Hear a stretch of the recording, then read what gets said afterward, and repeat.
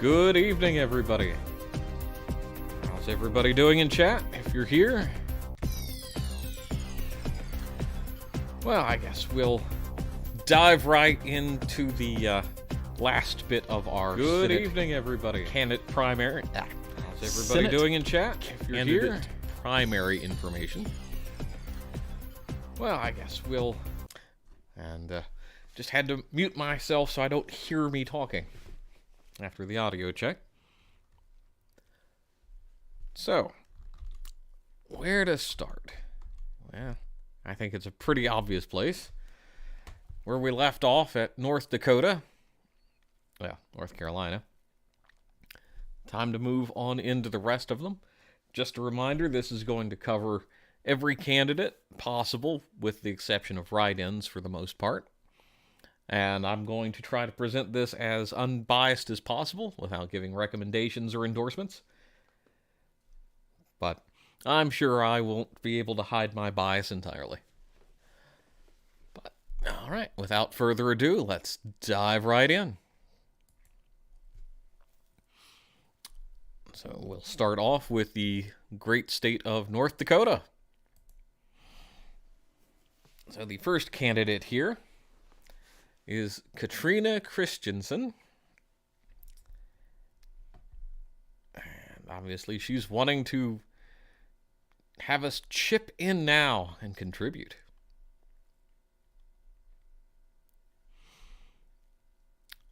Alright, so let's see what we can find out about Katrina Christensen's bio.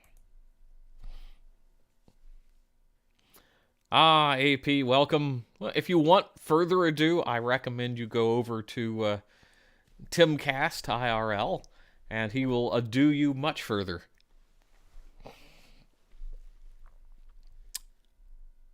So, Dr. Christensen. So she's proud to call North Dakota home. That's where she raised her family, has rural roots. Originally grew up in Nebraska. Went to the Nebraska-Lincoln University with a degree in biological systems engineering.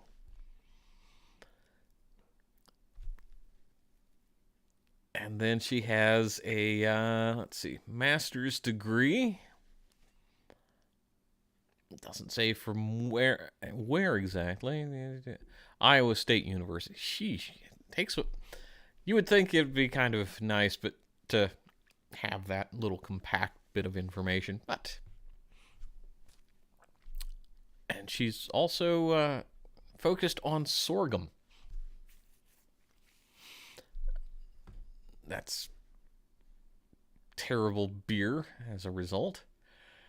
Let's see, worked as a plant engineer at an ethanol plant for 2 years. So she's in the bag for ethanol. Hold on to your gaskets, friends. Higher education. She's tenacious. Proud history of putting people first. That's fantastic, I guess. Let's take a look at her issues.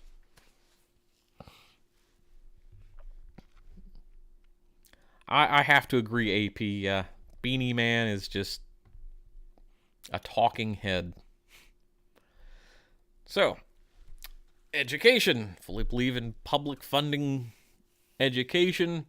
Means we need to support schools to employ enough teachers, counselors, social workers, and other trained professionals, like janitors, to support every student and then thereby support teachers and allow for learning. Okay. Agriculture. Let's see. Expand the success of the state mill by increasing value-added processing capacity in the state. There's got to be something far beyond understanding what the state mill is. But clearly that is a discussion, if you're in North Dakota, you already know about. Energy. Let's see, she supports and supports policies and investments that will fuel the next 100 years of economic growth while fighting real and dangerous impacts of climate change. Policies like the infrastructure bill's $73 billion for clean energy transmission and the Inflation Reduction Act's provisions that will bring innovative clean energy technologies to the market. Alrighty. As well as healthcare. So there we go. That is Katrina Christensen. And she desperately wants you to please chip in today.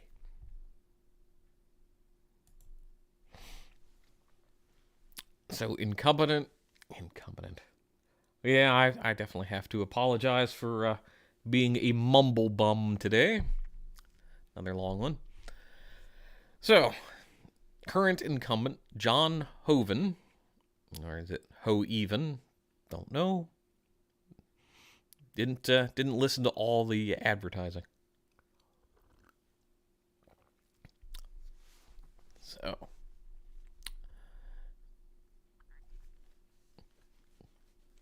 nice little bit of a splash page. At least he's got, highlight of, I believe that was Theodore Roosevelt National Wildlife Area. Very cool place to go. Let's see. He's been in the Senate since 2011, following 10 years of service as the state governor, so he's well established in the hierarchy of power in North Dakota. And let's see. Working on an energy plan called Empower North Dakota, a comprehensive plan that encourages an all-of-the-above approach to the development and includes both traditional and renewable resources. Senator's work included serving as an advocate for approving the Keystone XL pipeline. Let's see. Agricultural Committee, yada, yada, yada. Let's see. Here we go. He was born in Bismarck, North Dakota. Bachelor's degree from Dartmouth College. Master's degree in business administration from Northwestern. Was an executive vice president of First Western Bank in Minot. And did some civil stuff with the community and economic development groups, yada, yada, yada. CEO and president of the Bank of North Dakota. And his beloved wife, Mikey. And they live in North Dakota, too, with 2 kids and 7 grandkids. So there you go. Committee assignments. He is on the Senate Committee of Agriculture, Nutrition, and Forestry, Committee of Appropriations, Committee on Energy and National Resources, and the Committee of Indian Affairs.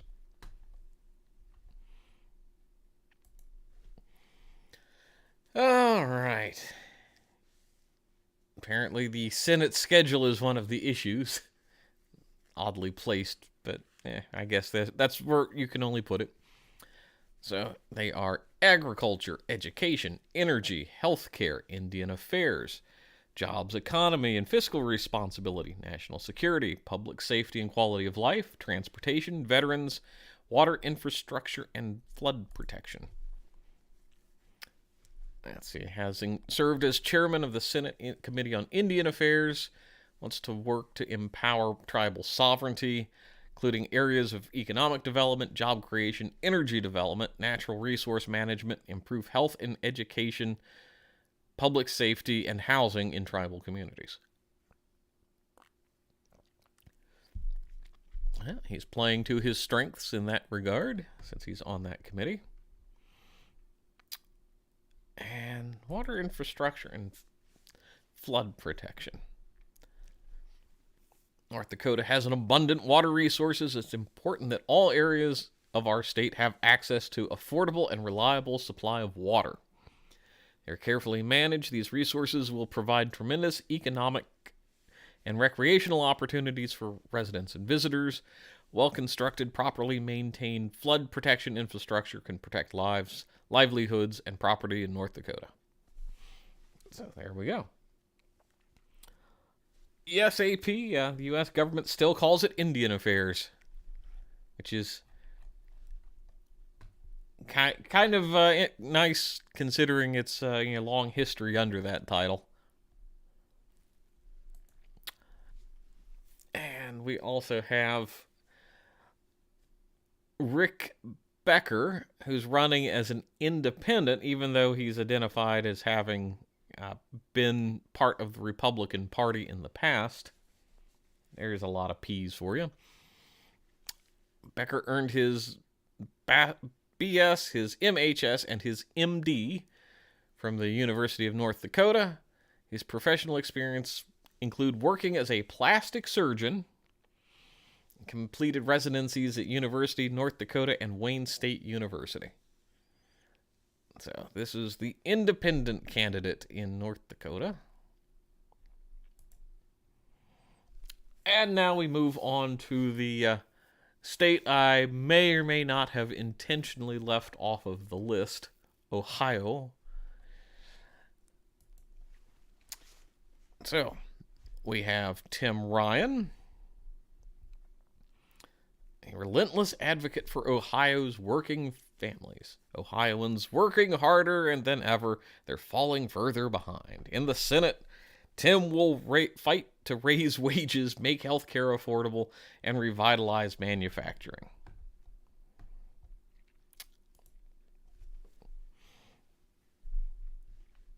As a lifelong Ohioan, or Buckeye as other people call it, which know the history of the state. Let's see, he grew up in Niles, Ohio, don't care. In Congress, Tim fought hard for working families in his district and across the country, opposing unfair trade deals that would ship jobs overseas, pushing to raise wages, working to protect and promise the secure retirement, and strengthening Medicare and Social Security. So, dealing with infrastructure on Lake Erie, but no indication as to where he was educated.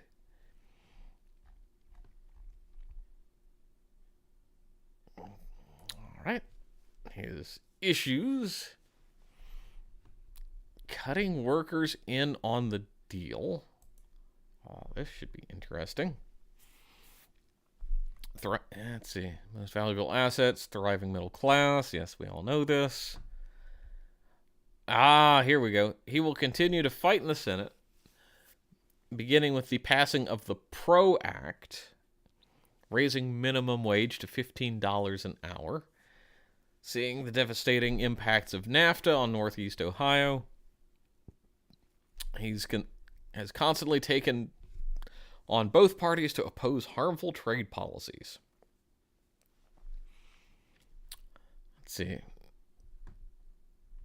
Voted against unfair trade policies such as USMCA, leading a voice to renegotiate NAFTA, consistently called out China and other bad actors, such on things like currency manipulation, property theft, and corporate subsidies. So, let's see. We can't tilt power back until to working people unless we're cutting all workers on the deal, which is why Tim will keep working to close the gender and racial pay gaps, and has left the working women, and black and brown workers behind. Rebuilding our country, investing in affordable health care, giving seniors a pay raise, protecting natural resources, strengthening our national security, helping our students win the future, creating opportunities in rural Ohio, ending racial disparities, keeping Ohioans safe, modernizing our immigration system, strengthening our democracy, protecting reproductive freedom, standing with alphabet Ohioans.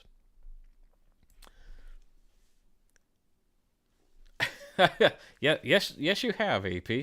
If minimum wage laws could make it better for people, don't you think they already would? Oh, absolutely. I personally more and more opposed against minimum wage laws. Um, they just seem to hold a lot of workers back, is my personal opinion. I would much rather see um, incentivization for large corporations to increase the pay of their employees, but through, say, tax cuts or some other method. I haven't spent a lot of time working out the mechanics of it, but I think it would behoove us to look at things other than just throwing money at the problem. But that's just me. So, strengthening our democracy, tipping the balance of power back to working people in the United States, demand bold reforms to strengthen our democracy. Fought to keep money out of politics and ensure government works on the behalf of working people. Not just corporations, wealth, yeah, okay.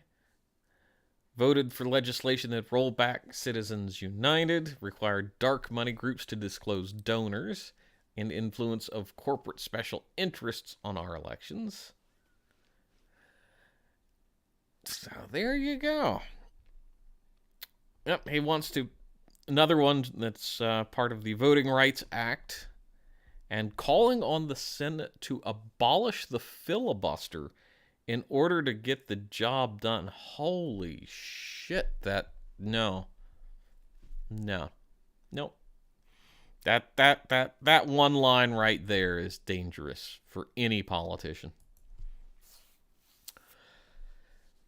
So, he's been endorsed by Sherrod Brown, Congresswoman Joyce Betty, Marcy Kaptur, labor unions, AFL-CIO,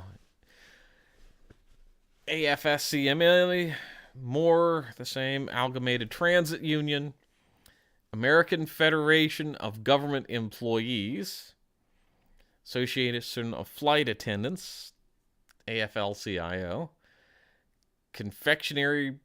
Bakery, Confectionery, Tobacco Workers, and Grain Millers Union. There's an interesting clump of ideas. Communication Workers of America, IUE, Indiana, Kentucky, and Ohio Regional Council of Carpenters, International Associations of Machinist and Aerospace Workers, International Trade Union of Painters and Allied Trades, Iron Workers,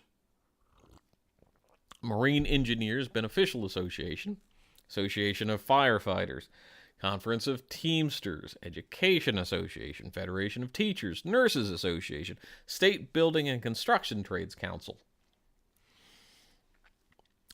State Ohio Conference of IBW, Pipe Fitters, SEIU, Smart Transportation Division, Smart Sheet Workers, United Association of Plumbers and Pipe Fitters, UAW, United Food and Commercial Workers, United Mine Workers, Steel Workers, Workers United, Writers Guild of America. Some miscellaneous other state office holders, lots of municipal and council and whatnot, Ohio activists and party leaders, like Ohio Citizens Action.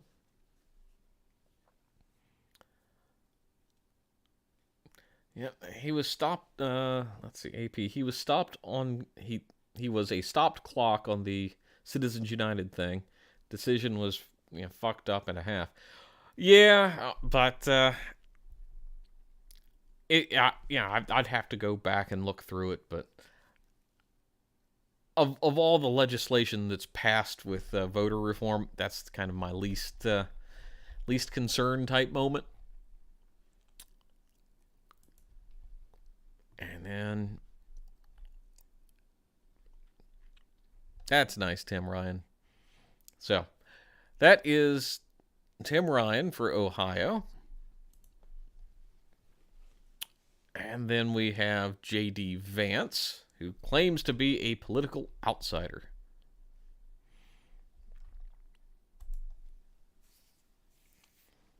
born and raised in Middletown, Ohio. Let's see. Yes, AP, you are correct. Citizens United were given kind of. It's not really they were treated as people, but they were represented as legal independent entities. So basically the same as people. And yeah, just my thinking out loud on that topic. And that might be another good thing for a different stream. But I think when you get down into like the legal nitty gritty of what represents an individual, whether it's a company or more along like the signs of an individual, just not sure. Let's see, and you have seen the Vance ads, pretty good ones, as he recalls. Doesn't mean you'd vote for him. Well, I mean, you're in Newfoundland, so you probably couldn't most cases, but I'm sure somebody'd slip you a ballot. Let's see. Back to J.D. Vance here. Turbulence was common at homeschool. His father left home when he was a young boy, and his mother struggled with drug addiction her entire life. His grandmother, called Mamaw, was his saving grace. Her tough love and discipline kept him straight and narrow, and the fact that she owned 19 handguns.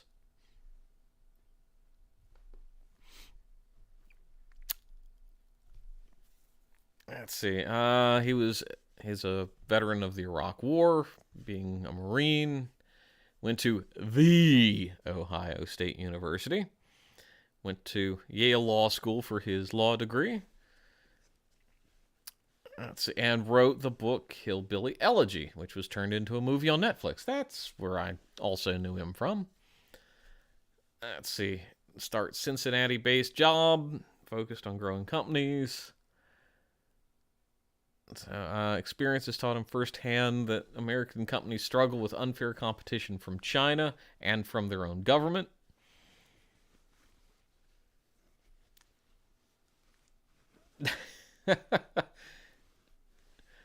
And let's see. So that is him with his lovely wife and 2 kids. Let's see. Issues. American decline was a choice.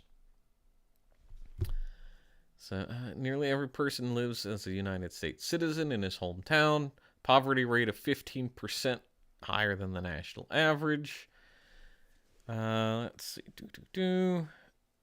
Every day we read a new assault on our country from Chinese who are stealing American industry from our own leaders who teach our kids to hate their own country. Why is this happening? For a simple reason, our leaders have failed. Spending and inflation. Advocate for energy independence. Restore America's manufacturing base. Solve southern border crisis. Combat the drug and opioid epidemic. Dismantle big tech oligarchy. Foreign policy that puts American first. Defend American small business. End abortion. Protect Second Amendment rights. Let's see. Joe Biden and anti-democracy multinational companies have been trying for a few years to take guns away from law-abiding citizens. They make it harder to buy firearms, ammunition, and imposing new unconstitutional regulations on American citizens.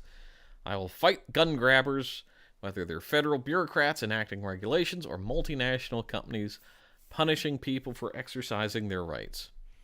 When a payment processor attempts to restrict Americans from buying firearms or ammunition, I'll push back with federal legislation. Damn. Election integrity, COVID-19 in schools. All right, let's see who's been endorsing J.D. Vance. Senator Rob Portman, Governor Mike DeWine, Lieutenant Governor John Hosted, Attorney General David Yost. Rest of the cabinet. Lots of various state, local. All right, here we go. Organizations: Fraternal Order of Police, the FOP, Ohio National Federation of Independents, Ohio Right to Life, Susan B. Anthony List, Ohio Veterans United, Combat Veterans for Congress, Ohio Farm Bureau's AGGPAC, some agriculture pack, Buckeye Firearms Pack, and the NRA. Also endorsed by Donald Trump Jr., Ron DeSantis, Josh Hawley, Tom Cotton, John Kennedy, Tim Scott, Steve Daines, Senator Roger Marshall, Marco Rubio, Jim Banks, Mike Pompeo, Marjorie Taylor Greene, Matt Gaetz, Robert Leitzinger, Andrew Wheeler, sorry, Andrew, Robert O'Brien, Charlie Kirk, Penny Nance. So he's got quite a laundry load of endorsements there. That is J.D. Vance of Ohio. And a write-in, but it's actually got a website, so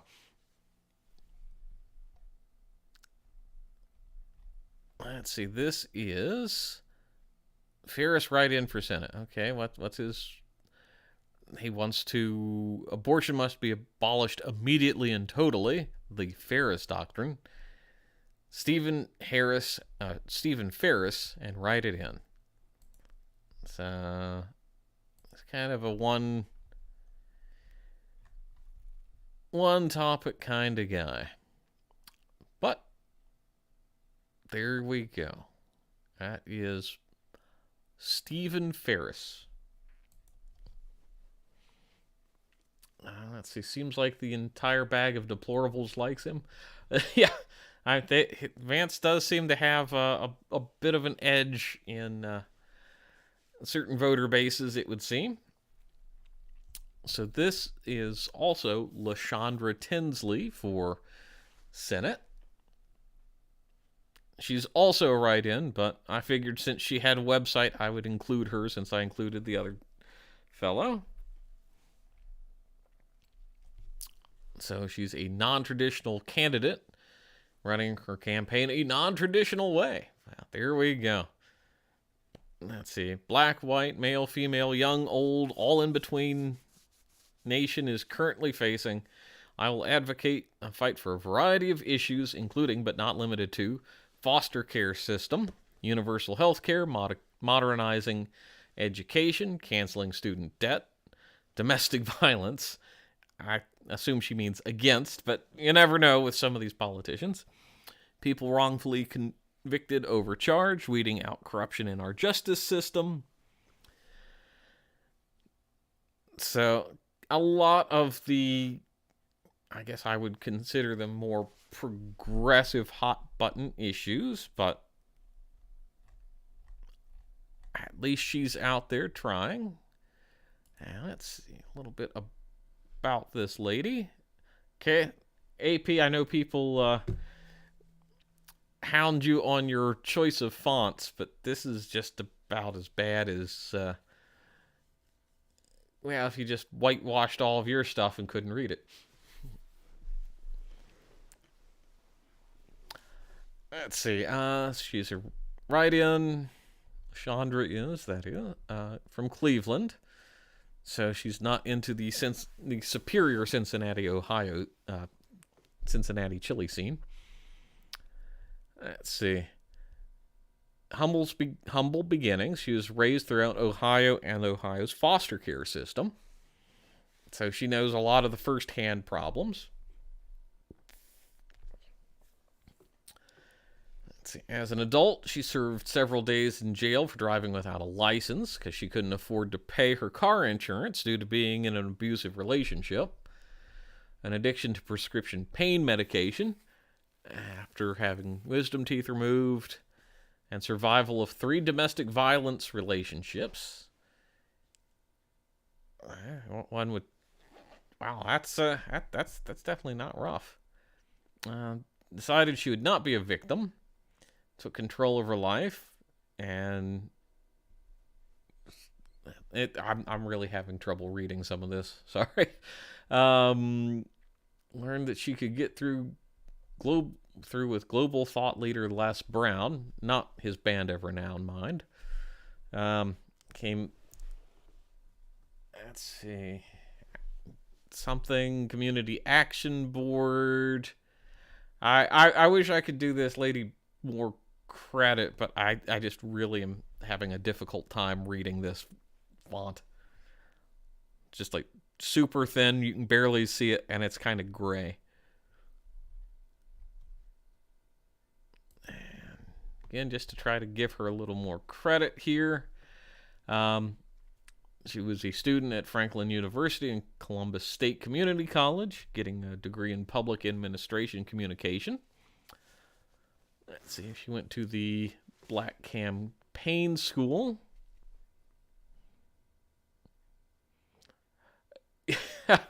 I think UCY would be the one she was saying she survived those, but she makes some questionable choices, that's for sure.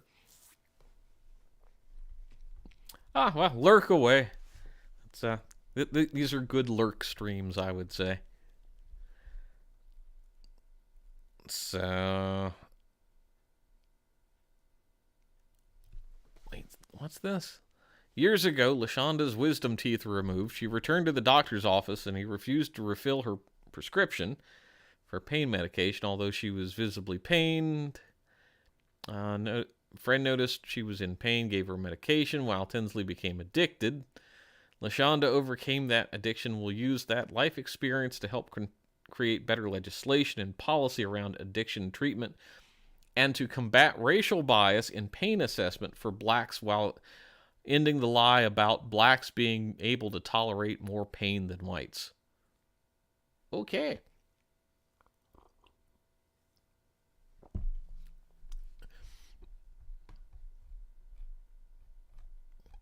So her biggest flaw is she needs to get somebody to make her website readable. Doing this highlight makes it a bit more readable, but oof. All right, so that is LaShondra Tinsley with her little fedora, hat there with the that's her campaign signature. So there you go. All right. So now we're moving on to the first of two Oklahoma elections. And this is interesting. One of their senators is retiring early, and that gives us a weird position where there are two sets of candidates. And to make things even more confusing, two of them, while unrelated, have the same last name, and they're both running as Democrats, if I remember correctly. So, you can get double the horn for half the cost. So, this is Madison Horn. Committed servant. Give her money. And I'm going to decline your cookies, Madison. Alright, so Madison's from a small farm town of Stillwell, and as a Cherokee Nation tribal citizen. So she's Cherokee. We don't need all the extras. She just by the reservation there. Let's see. Madison has built a career within cybersecurity. So that's why her website's so much better. Respected and trusted servant leader. She worked her way from a place where there's 68% of the women are unemployed, with limited access to technology, to being a global cybersecurity leader with a decade of experience.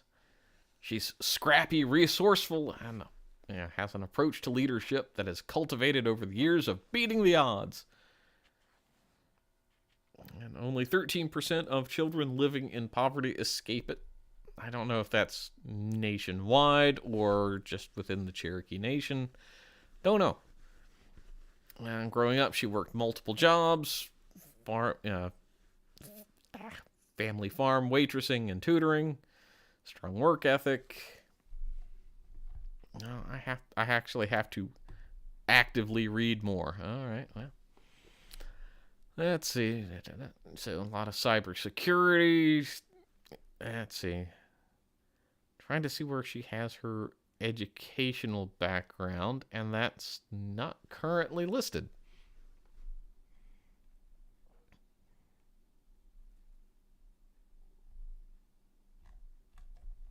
Alrighty. Let's see. Taking action to solve problems of today and tomorrow. So, restoring trust in government, reproductive health care. One thing is clear, we should not have to fight for basic rights, for freedom to choose what we decide to do with our bodies. We have had to take action now and pass legislation that permanently protects a woman's right to decide her own family planning. We must expand effective reproductive rights education, invest in women's health research.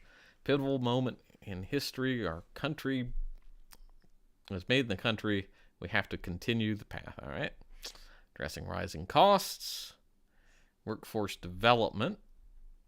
Access for rural and marginalized. Information integrity. The destructive disinformation attacks being perpetrated against the democratic foundations of the United States are deeply concerning. Whether foreign or domestic, our nation's adversaries have worked hard to take advantage of the digital age and the tools it provides. Okay, attacks on our nation have cost millions of jobs and billions of dollars lost by both taxpayers and companies. Not only are these attacks wrecking our economy, they are targeting and damaging critical infrastructure while consistently undermining our democratic foundation as a country. For over a decade, Madison has fought to promote a more secure, inclusive future within the private sector. Now more than ever, Senate needs cybersecurity expert and someone who understands technology to spearhead legislation aimed at combating these divisive and harmful threats. And let's see.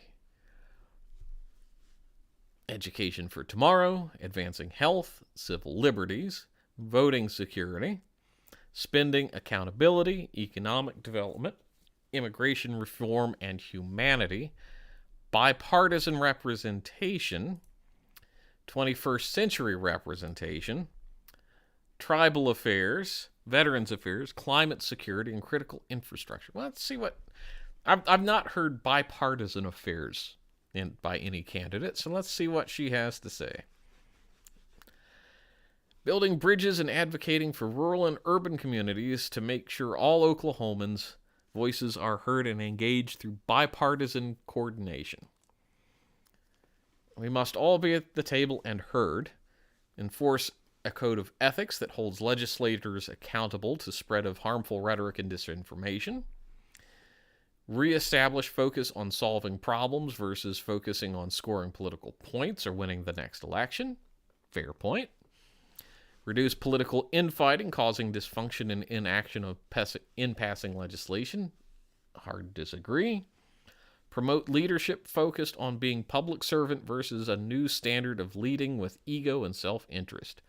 Well, that's not the new standard, but focusing on being public servants is definitely a welcome thought. Concentrate efforts to work on bipartisan manner on issues instead of polarizing issues for party influence. So, and then 21st century representation. Our government is incapable of keeping pace with technology, or keeping peace with it either. and the modernization of our current world, improving tech literacy in government while holding our government accountable for understanding technological advancements and adapting to rapidly changing world must be prioritized. That's a fair point, too. Modernize government systems to account for acceleration technology advancements, evaluate current corporate and consumer data privacy and antitrust policies and regulations, leverage global alliances to increase international technological collaboration, address economic policies hindered by a lack of investment, including in cloud computing and blockchain technology, invest in offensive and defensive cybersecurity capabilities with heightened attention to China and Russia. Interesting. So that is Madison Horn. And this is, and I divided this by the two positions on the ballot because Oklahoma has the two elections. So that's Madison Horn, and her opponent are Mike Mullen, or is it Markwayne? That is a name I've never encountered. His name is Markwayne Mullen. Well, you've seen it here today, folks. I've been flummoxed by a name I've never expected to encounter. So, Markwayne lives on a working ranch in rural Oklahoma, and he's a businessman like Trump. Let's see. Markwayne and his wife, Christy, were high school sweethearts, married for 24 years, raising 6 kids, member of the Assembly of God Church, rancher and businessman. So, yeah, they've got the ranch. He's also got Mullen Plumbing, largest service company in the region. Professional fighter. Markwayne's always been a fighter. He's a former mixed martial arts fighter with a record of 5-0. And he's a fighter for America First. No one's fought harder. Yeah, okay.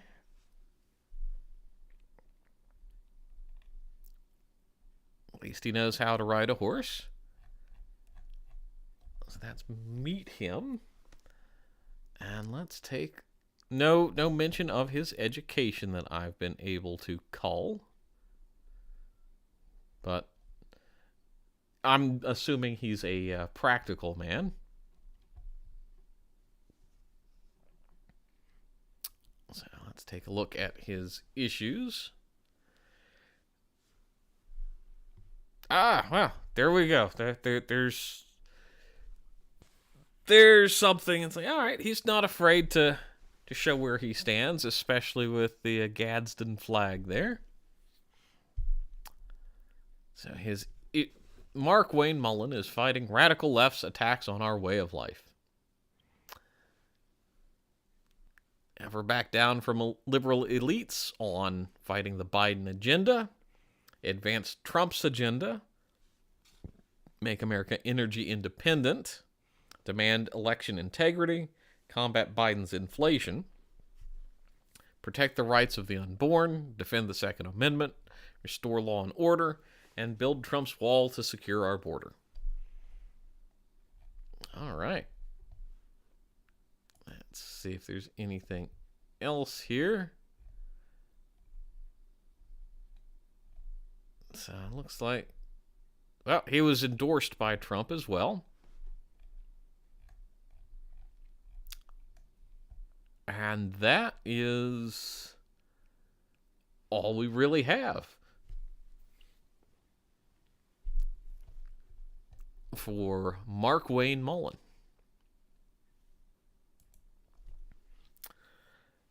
So running as an independent is Ray Woods. He was born in Enid, Oklahoma, and that's all we know. All right, well, that's Ray Woods. Now we have Libertarian candidate Robert Murphy. Revolution is in the air. People are angry and frustrated. They're angry at lockdowns that devastated the economy. They're angry at the government for constant stories of incompetence and corruption. Frustrated at their wages that kept inflation. They can't fill their gas tanks. They have a lot of short sentences. They can't feed their families. They can't pay their rent. They seem confused by the explosive mixture of fear and rage. Okay.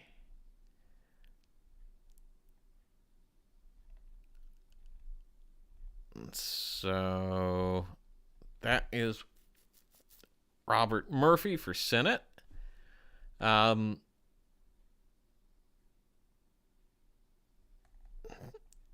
So, yeah, he's got some drug policy stuff, tribal relations stuff. I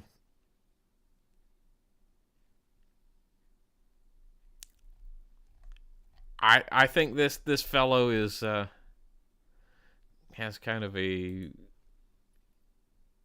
limited bit of information on him. I mean, if you want, I'd recommend you read his campaign site, which is senatormurphy.com. I mean, you see why I'd be the one. I mean, you're probably right. That, I really don't want to get into like reading the big long policy positions of candidates, because otherwise we'll go on for 5 hours instead of 3. All right. So that was the first senatorial ballot in Oklahoma. And now we're moving on to the next senatorial ballot. So we have the other horn, Kendra Horn.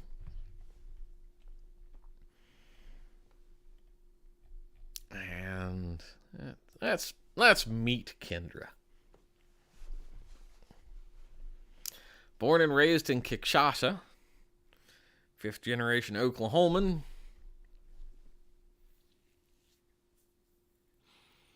Oh yeah, I think he might have had quite a few good points. SenatorMurphy.com, but yeah, I would definitely recommend delving into it. Probably on another stream, not a mass production stream. So, back to Kendra. Let's see. Product of Oklahoma Public Schools. Let's see. Passionately believes in public service and committed to building bridges, speaking truth to power, and finding solutions for our most challenging problems. 2018 won a big upset victory in a midterm election cycle. Was considered a moonshot. Yada, yada, yada. That was the 5th congressional district for Oklahoma and went to the U.S. Congress. So she's bipartisan and effective and accessible member of Congress. 54 town halls. Well, that's nice, but let's see where she... There we go. Kendra served on the Armed Services Committee, Vice Chair Strategic Forces Subcommittee, focused on strategic nuclear arms control, non-proliferation. Let's see.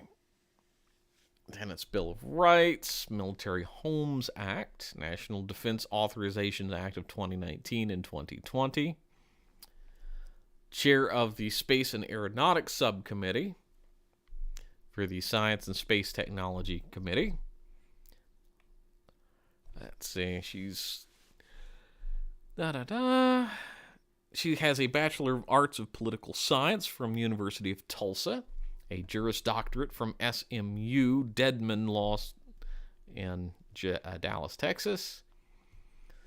And she's dedicated to supporting the next generation of leaders through her work organizations such as Girl Scouts, Girl State, and Oklahoma Intercollegiate Legislature.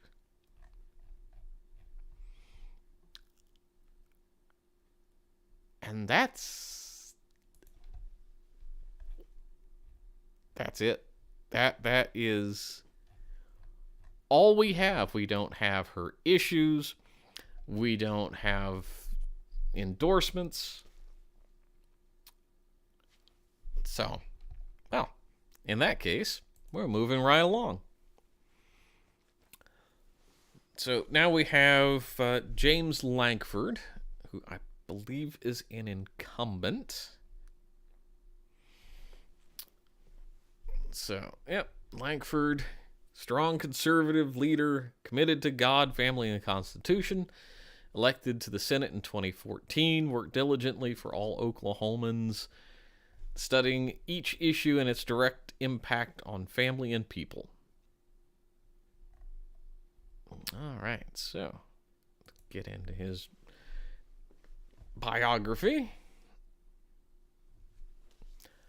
So, yep, before being elected to the House of Representatives in 2010 and Senate, he served families in a youth ministry. So there we go.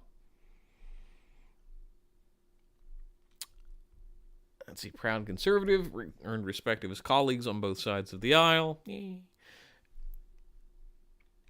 married to his wife Cindy for 30 years. He's aged well, I will give him that. Remaining passionate about life, religious liberty, traditional family values, has become a strong voice of fiscal discipline and accountability in the federal government.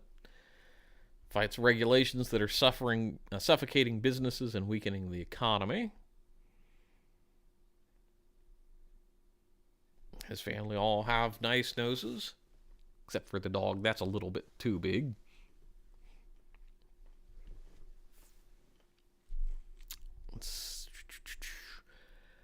All right, let's see. He serves on the Committee for Finance, Committee on Energy and National Resources, Indian Affairs, Homeland Security, Governmental Affairs Committee, and ranking member of the Government Operations and Border Management. Serves on Senate Select Committee on Ethics and serves on as the Republican Whip.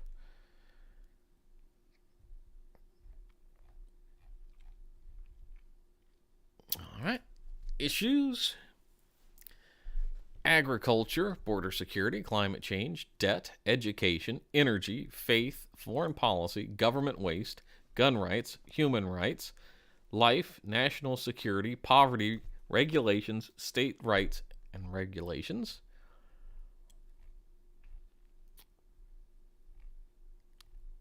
Obligatory picture of him with a gun.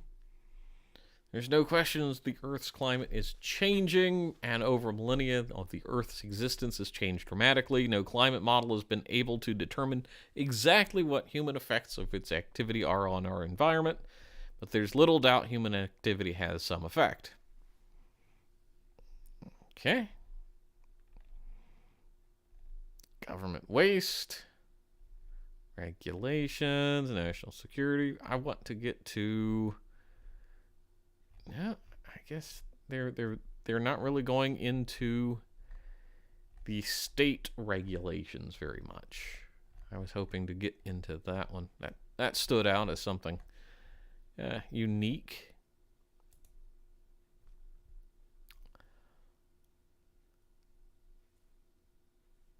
All right, well, that link goes absolutely nowhere either. All right. So those are James Lankford's endorsement issues. Let's look at his endorsements. So the governor of Oklahoma, Kevin Stitt, Matt Purnell, Jim Inhofe, who's the outgoing senator, that's the one retiring, Mike Pompeo, Marjorie Dannenfelser. Sorry, Marjorie. Dr. James Dobson, focus on the Family Guy. Matt Schlapp, Brandon Judge, Mike Lee, Ted Cruz, Newt Gingrich, Tim Scott, NRA, Craig DeRoche, Family Policy Alignment. Alliance. Okay. Jared Schaus, NFIB, Carol Tobias, National Right to Life, I'm thinking. These endorsements are great, but when you can't read them at a first glance, they kind of suck. Matt Haller, Mike Schulz, Matt Lay, Saul Russo of the Tea Party Express, Donald Trump, and Ambassador Sam Brownback.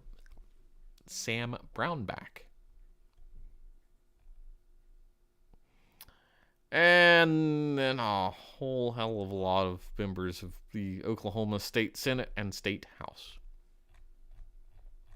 Alrighty.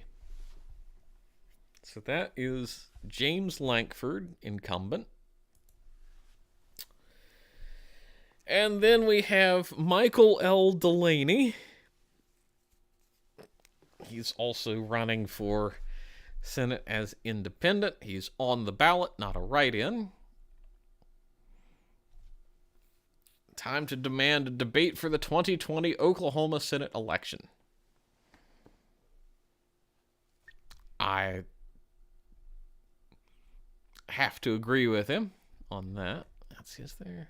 No, there's no links. It's just one big, long web page. A progressive candidate in King Arthur's Court. I've been told to never open with a joke nor ask for an audience participation during a campaign event. I'm running for Senate office in Oklahoma as an independent progressive. The issues are many, but not only nationally, but locally in Oklahoma. There are some undeniable, unavoidable, scientifically verified, and casually denied issues that must be addressed. Climate. Other issues include equal rights, prolonging the status quo, yada, yada, yada. Violence in America, public education, the assault on public faculty and staff, librarians, Veterans Affairs, land use, BLM management, that's Bureau of Land Management, not Black Lives Matter management, thank you. Legacy and promises, indigenous citizen brothers and sisters, marginalized people, perception of the alphabet community. It's understood that they've existed as long as humans on the earth, yada, yada, yada. We need electric vehicles, wind, solar, battery infrastructure built now. This estimated 9 times employment, something.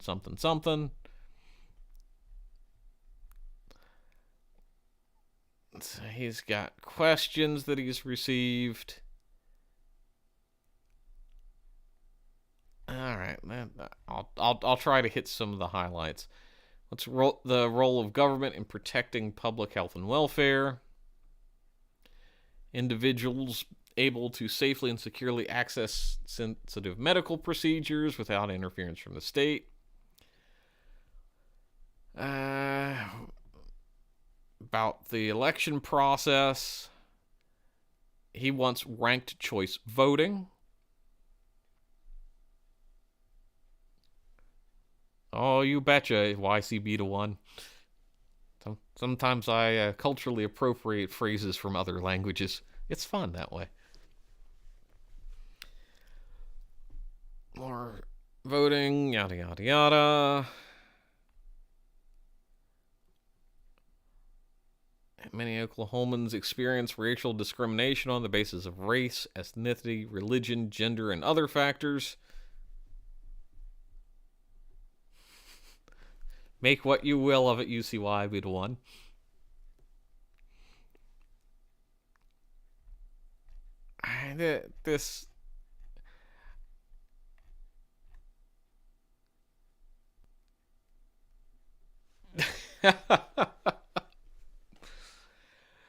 Let's see. Issues: climate denial, infrastructure, immigration, healthcare, Oklahoma, the economy, climate again. Oh, climate and climate denial. Justice, voting rights, violence in America. The message is you need to build a fucking website that people can use. Michael L. Delaney.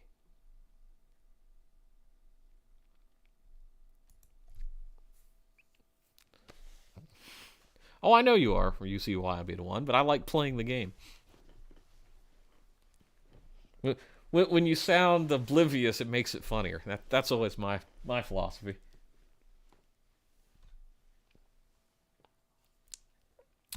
So we have Kenneth Blevins as the Libertarian candidate. So he's a welder and pipe fitter from Tulsa. He's a proud cowboy and an alumni of Oklahoma State University.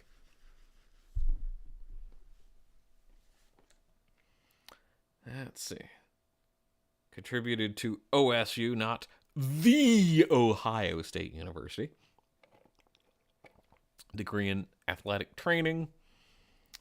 Post-graduation, found rewarding gainful employment as a welder. You know, this website suffers from the same problem the lady from Ohio did. Was it LaShondra? They just picked too damn narrow a font. It's just very, very hard to read. Let's see. Advocates and works for local family-owned businesses. Registered a libertarian 6 years ago. So he's got 2 rescue dogs. Spending time with family. There we go. So what's Kenny's platform? He advocates for... Oh, no, you see why I would be the one. I would have probably taken offense if I hadn't known you were having fun. And I encourage you to continue to badger me in such a way. It's very entertaining when I read it out loud and just kind of like, I'm oblivious, man. So, Kenny Blevins is advocating for term limits. Americans have too many promises about clearing stagnant waters of D.C. The only way to clean our capital is to limit the time that these career politicians can occupy their cushy seats on Capitol Hill. Protecting and supporting the Second Amendment rights.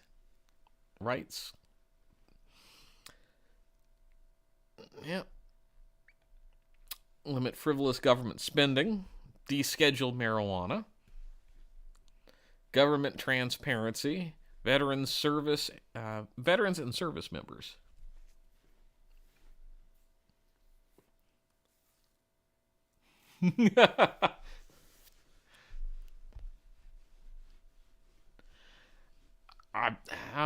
Back to the Louisianan drivers.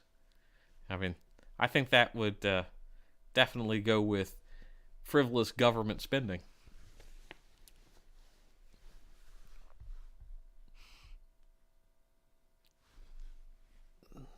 All right, so that is Blevins and no endorsements.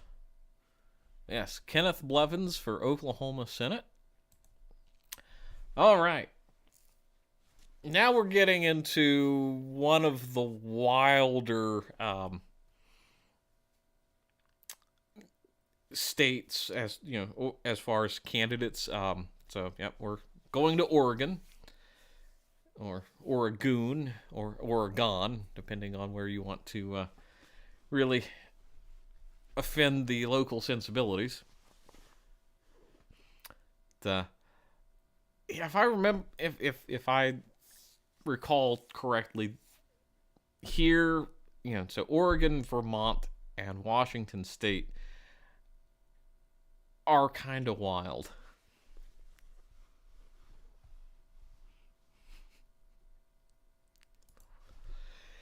All right, so Ron Wyden.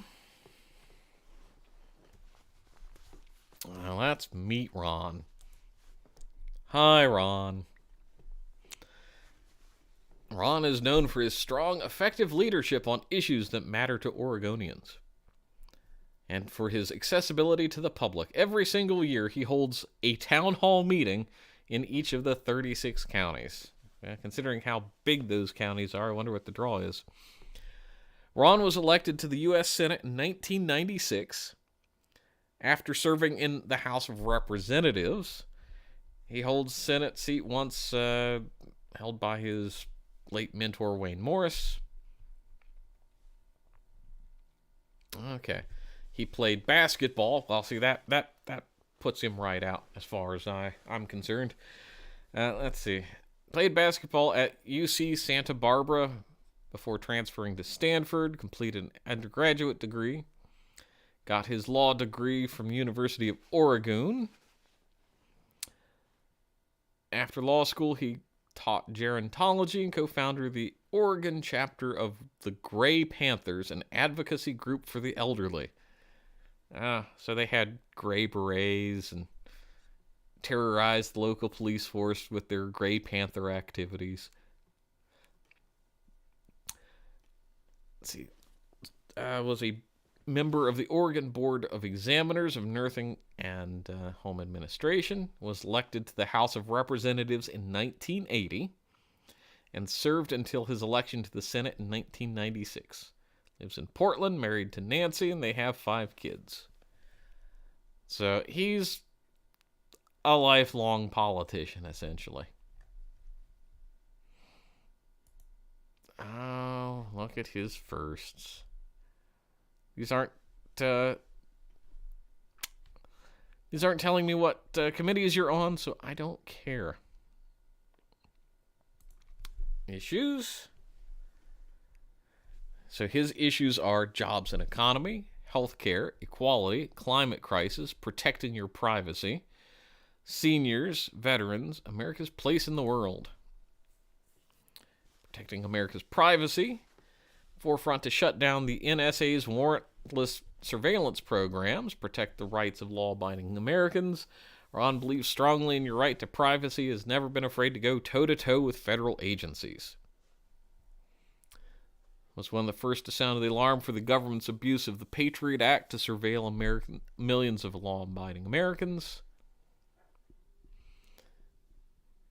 Okay. And let's take... Ron believes America must lead the world in building consensus, promoting human rights, tackling the climate crisis. In trade, America can create prosperity at home by leveling the playing field for American businesses and workers. He was one of just 23 senators to vote against the war in Iraq and has worked over the years to resolve conflicts and bring peace to the Middle East. Ron believes America plays an important role in and has a moral obligation to welcome those fleeing persecution from other countries and seeking refuge in the United States. Immigrants strengthen our nation, and Ron supports policies that would end atrocities of separating families and other inhumane actions taken by the White House.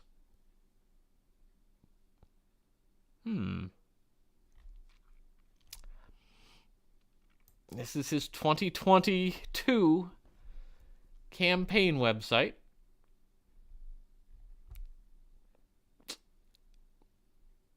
And no endorsements page. So that is Ron Wyden, incumbent. So Joe Ray Perkins was running against him. And let's find out about Joe Ray.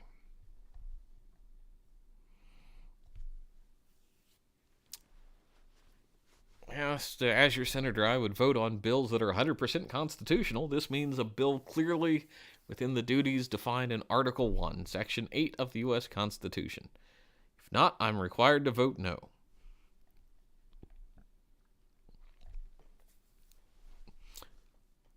while a little clunky, the website does get really into some of the salient points. Jo Rae's professional background includes real estate, personal banker, financial advisor, and insurance agent. She owned a financial planning business, worked as an office assistant at Oregon State University, and acted with several organizations over the years in Albany, Oregon. There we go. Education, Bachelor of Science in Political Science, minor in Speech Communication from Ohio State, Oregon State University. Associates in Science Business from Lynn Benton Community College, certificate in Financial Planning from Pamplin School of Business, University of Portland, and then in a sorority or something, I can't remember.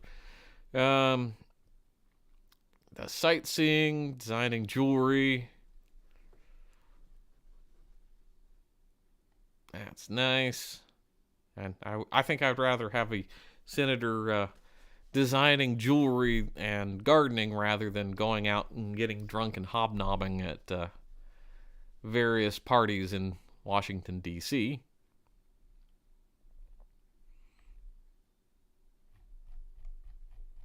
All right. Issues. Public safety first. Economic prosperity, not inflation. Natural resource management. National resource management is best done by those whose livelihood it is in that industry. Arable farmland, forest, grasslands, fisheries, and water. Jo Rae Perkins will remove federal management of our natural resources so those who know their own region and land can best management. Term limits for Congress. Here's another one for term limits. Election transparency. Education, not radicalization of our children. Toll roads. Toll roads. I'll pressure the Department of Transportation to not allowing tolling on federal roads. You already pay for the maintenance of all federal highways and freeways through federal gas taxes. I'm all excited now. Medical freedom. Preserve constitutional rights. Life and human trafficking. She's 100% pro-life. Life begins at conception and should end naturally, not at the hands of the medical community. Jo Rae will work to end human trafficking. Secure borders. Homelessness.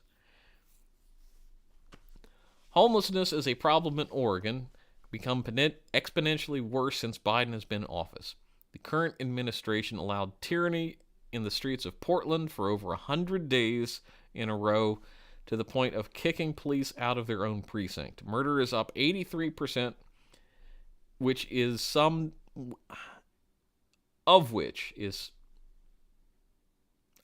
is due to homeless epidemic. Yeah, they say I should become literate. I absolutely refuse. Endorsements. Oregonians for Medical Freedom. PryPack. The Lars Larson Show fellow. A lot of individuals from Oregon. All right.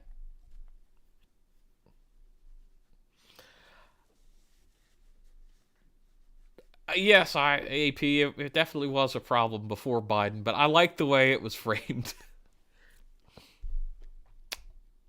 And MG show. So this is my hope. It's either machine guns or cars, but it'll probably be something else. Oh, it's I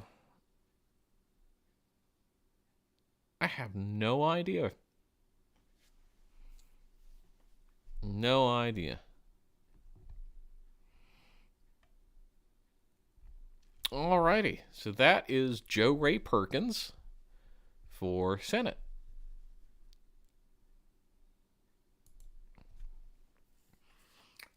Next, we have Progressive Party candidate. So Chris Henry. He's on the ballot. He's a union truck driver and aircraft mechanic. And that is all of the information that I have. Guy looks like Steve Buscemi and Mads Mikkelsen had a kid. Yes, with a touch of Ron Wyden. Yeah. I thought you were talking about Chris Henry, and I don't see it. He looks more like Carl Malden, very young and with more hair. Yes, so Chris Henry, Progressive Party, known as KIT. And he once upon a time ran as the Oregon Commissioner for Labor and Industries.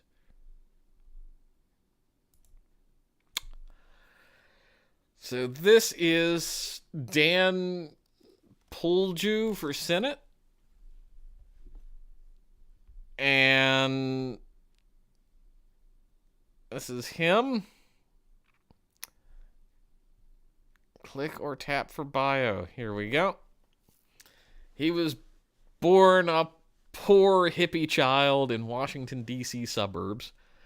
His mother was a musician, and my father was a federal departmental official whose staff once gave him an anti-bureaucracy award. Moved to Eugene, went to the University of Oregon, and spent 1 year in post-baccalaureate study, philosophy and language, work as a poll interviewer. Asked tens of thousands of people that voted. He's working class, physically fit, loved to roam around the forest, and travels by bicycle. So his issues are medical reform, pro-choice on mandates and abortion, restore democracy, reform the two-party system, stop censorship, restore our public debate, very fair, human rights for Palestinians, ranked choice voting, nope, media and external links, voter pamphlet in English, Espanol, and Russian.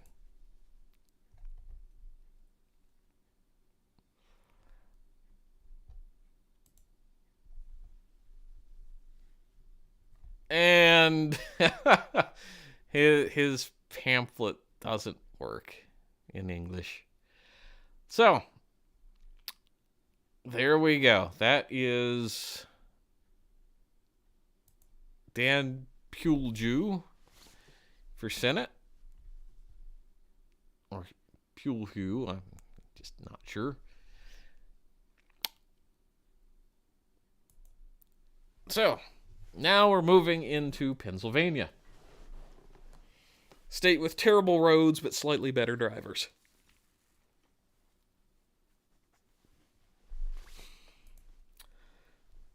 So, this is one of those, just going to the biography. See John's story, Giselle's, and Levi Fetterman's journey. You may have a lovely family, a very awesome family, but that doesn't tell me about the candidate. And Levi's the dog. You know what? We're going to look at John Fetterman's background, and then we're going to look at the fucking dog. Because I think everybody would rather vote for the dog for senator than any of the humans that have ever been on any of these.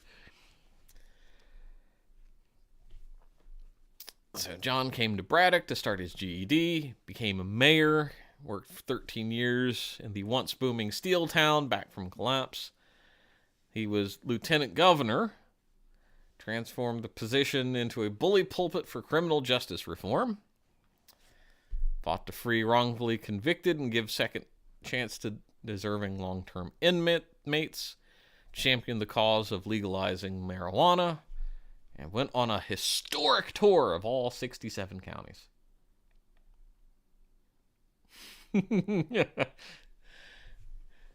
So, UCY B1 and AP, yep, I would, yeah. I was trying to be clever. Pennsylvania native, John was born to teenage parents, just starting out on their own. Father worked nights, put himself through college, grew up in York. Nice place, at least it used to be. Now it's kind of it's not as great as it used to be, which is sad. In his father's footsteps, went to Albright College, where he played offensive tackle for the Lions. Joined Big Brothers, Big Sisters. Cool. That's a respectable organization for the most part. I say for most part because I just don't know all the history of it. Let's see. Mentoring an 18-year-old boy who'd lost his father to AIDS. That's fine, but let's get in. Let's see. Joined AmeriCorps. Taught GED courses. Got a master's in public policy at Harvard Kennedy Law School, or Kennedy School of Government. Started GED program in Braddock.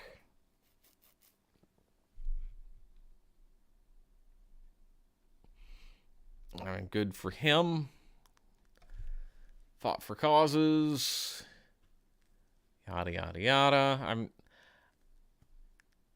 From immigration reform to alphabet rights, when Pennsylvania lawmakers continued to push outdated discriminatory policies on same-sex marriage, John stood up and officiated one of the first same-sex marriages in the Commonwealth.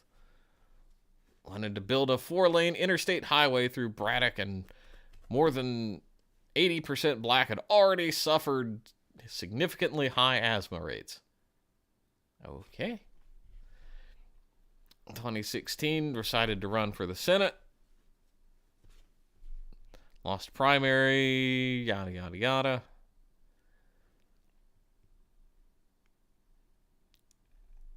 Okay. Now the real candidate worth a damn in this whole thing. Levi Fetterman, the dog whose owners are masked. Or muzzled, I should say. The official dog of Pennsylvania has a Twitter. He is also a Twitter emotional support dog, Giselle's soulmate, and rescue advocate.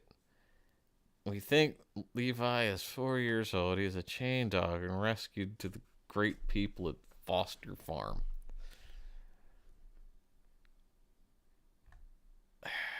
I regret everything. All right, issues.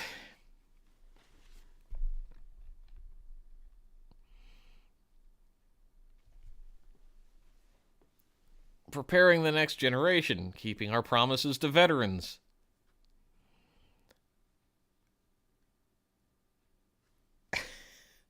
Hold, I just saw a little pop-up. Hi, I'm John's virtual organizer. Up for answering a few quick questions?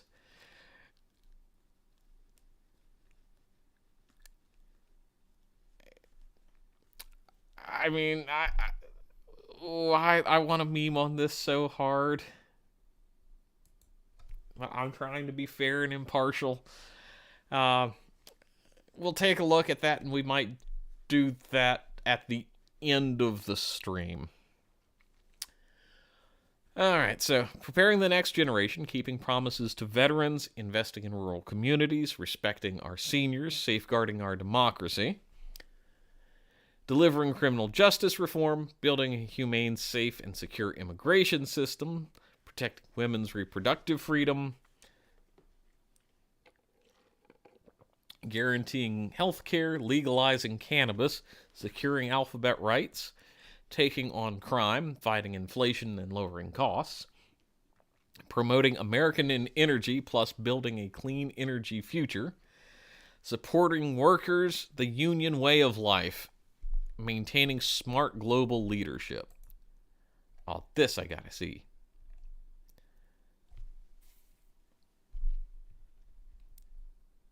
So, yep, endorses the PRO Act.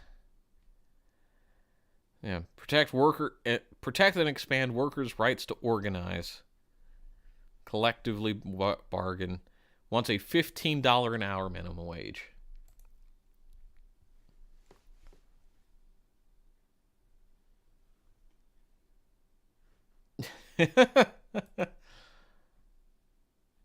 Continue as guest.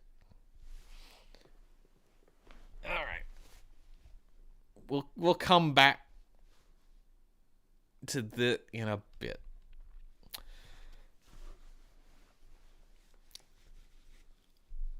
So we have Dr. Oz.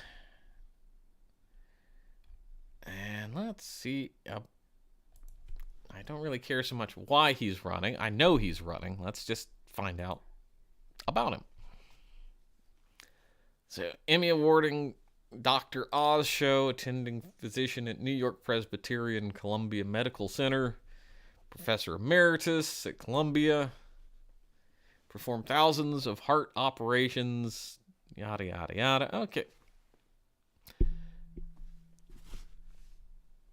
That's nice. So, let's see. Represent the people of Pennsylvania. First-hand goal of the liberal elites establishment. Make decisions for you. Cancel if you disagree. Pennsylvania has seen consequences of this failed leadership. Policies out of Washington. Take away your ability to earn a living. Walk safely down the street at night. Okay. He's got kids and grandkids.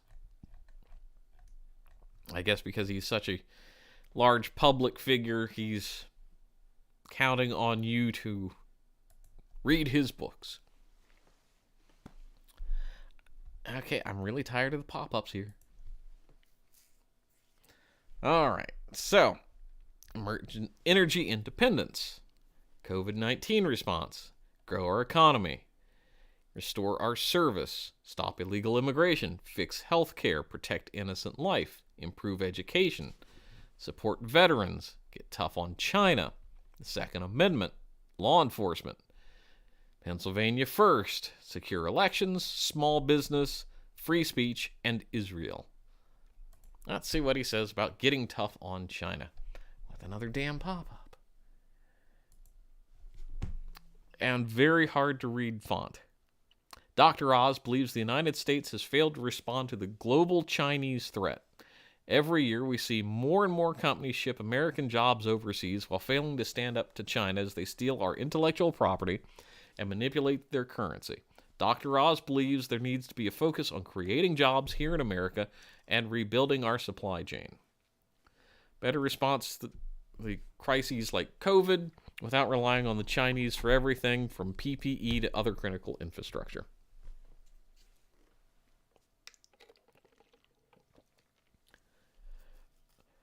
Well, AP, the sad part is my ad blocker is not taking out the pop-ups from that. It's weird. I've not seen it act this cowardly before. So those are Dr. Mehmet Oz's vision for Pennsylvania. So let's look at endorsements with another pop-up.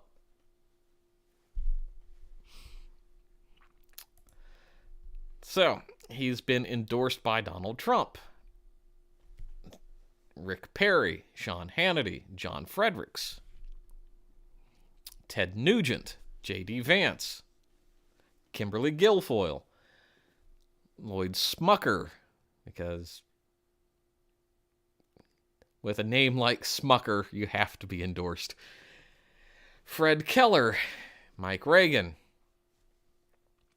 David Bernhardt, Dan Mole, Brian Fitzpatrick, Dan Muser, Glenn Thompson, Dave McCormick, Jeff Bartos, Ambassador Nikki Haley, Pennsylvania Fraternal Order of Police, Tim Scott, Kevin Kramer, Richard Grinnell, Congressman Guy Reichenthaler.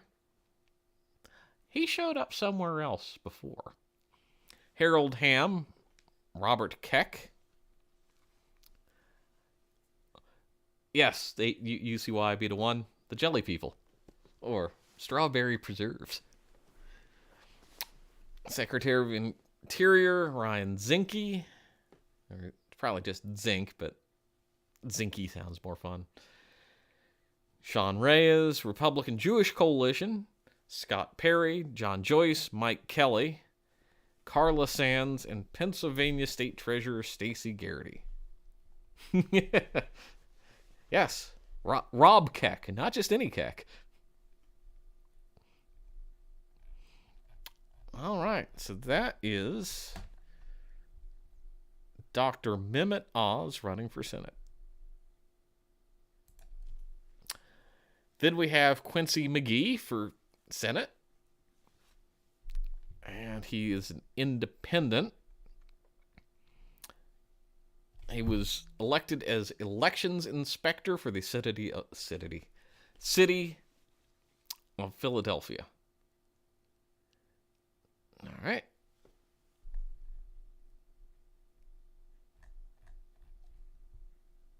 Let's see if there's... Wow. AP, I recommend you do not use Quincy McGee as a individual to make your signage and choose fonts.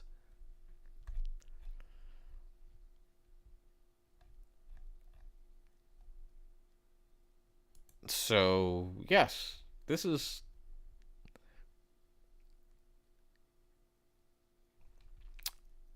If you want to look at Prosper Thy Way, you're more than welcome to on your own dime. So then we have Everett Stern. And I'm trying to see if he has... Okay, he's a real independent. So he's just running as an independent. No. So, let's see. Career based in truth, integrity, and Pennsylvanianism. Patriotism. Oh, I do apologize. It's been a slog today as well. I don't know why I decided to torment us all with my mumbling, but what the hell. We're going for it. Founder of the Intelligent Director of Tactical Rabbit, a private intelligence agency that provides clients with and legal businesses national security intelligence. Let's see. Motivated him to become a whistleblower for federal law enforcement. When Everett discovered his employer HSBC was aiding terrorist groups, drug dealers, he tried to put a stop to it. When that failed, he turned to the CIA and eventually brought the illegal operation down, resulting in a $2 billion fine. In addition to gratitude for law enforcement, he gained international headlines and was featured in Rolling Stone and a Netflix documentary about him. And he started Tactical Rabbit to defend the Constitution, protect U.S. interests, both against enemies, foreign and domestic. And he was born in fucking New York City and has been a Pennsylvania resident since 2001.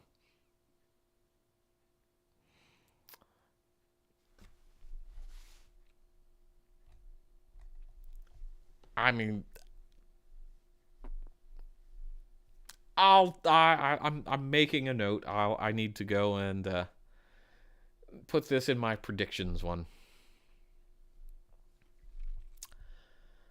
So let's look at issues. National security and defense, economy, immigration. So, our southern border is insecure. Every year, hundreds of thousands of people of all ages come into this country illegally. Gun control. Everyone has the right to protect themselves and their loved ones. The U.S. is a big country, and many of our citizens rely on gun ownership as the last line of defense against those wishing them harm, especially in areas where the law enforcement is minimal. Law enforcement calls to defund the police are open invitation to anarchy. Police are overburdened with responsibilities that are not germane to their mission in society. such as dealing with marital disputes and the mentally ill. Secondary education, cost of higher education, environment and innovation, personal responsibility and rights.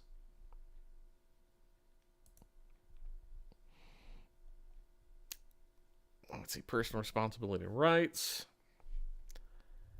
Preserving what is valued from the past while promoting and investing wisely for the future is a core belief of common sense conservatives. If speech is inflammatory, slanderous, or does harm to others, there are laws that address those situations. First step on the road to totalitarianism is placing limits on free speech. Okay.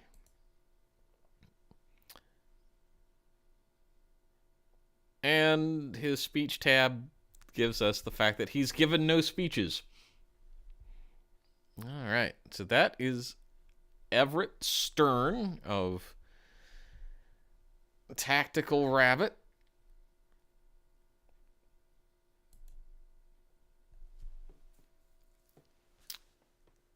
So now we have Eric Gerhardt, libertarian.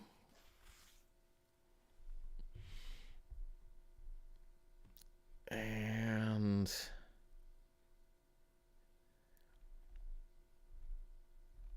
I would like to, here we go. Eric Gerhardt, Pennsylvanian through and through. He loves this state from cold winters to the beautiful springs and summers. He's involved in the Boy Scouts. He was a senior patrol leader, later den chief. Started working construction at 16. Now he owns his own business, which is in carpentry. Had the economy and political sphere, problem solver, multifaceted. In the U.S. Senate, I intend to lay down Freedom Forward Foundation for a better tomorrow. All right. And let's...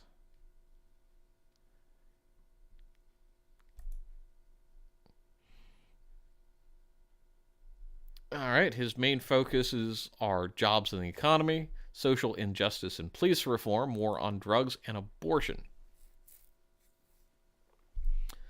Social injustice is a frontline topic in America today. I agree with those who say that we need police reform. Effective, practical reform does not involve cutting funding. Defunding the police hurts communities, and as we have witnessed, I propose we engage police reform by starting with recruits and continuing throughout the police officer's career.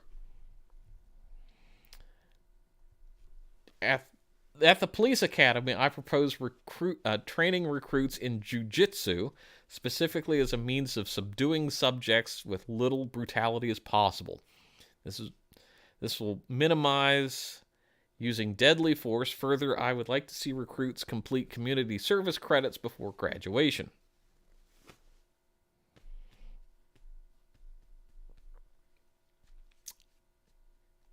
So, there you go. This is Eric Gerhardt, and he wants to follow the non-aggression principle, protect rights, obey the Constitution, and a voice against corruption.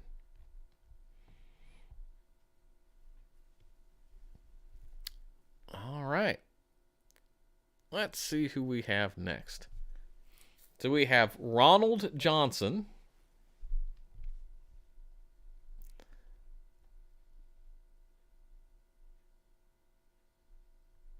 So, let's see, where is... All right, here's about. So, he grew up in a small town in Pennsylvania.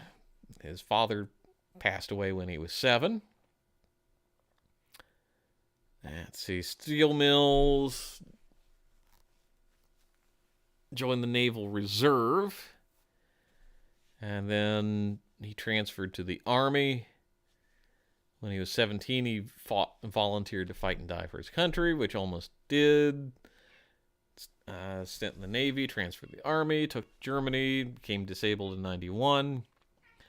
Got an associate's degree in social science, don't know where. Worked construction for 10 years, started working at Walmart. Now a manager, worked his way up to manager at Walmart. When his disability worsened, he left Walmart. And let's see, married, have 2 kids and a son.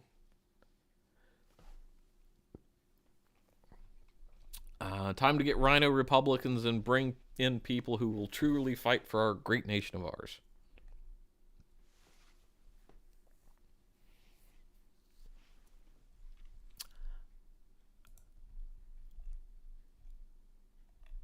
And platform talks about abortion, the Second Amendment, parental rights in education, stopping the weaponization of federal agencies, government spending, border and immigration control. Okay, so this is Ronald Johnson, independent candidate for Pennsylvania Senate. So, AP, so we've got Action Pigeon, Tactical Rabbit, and one more for a spy team. I mean, that's a fair point. Yeah, but just 3? I mean, I think you could probably expand it even further. All right, so moving on to South Carolina, the Palmetto State.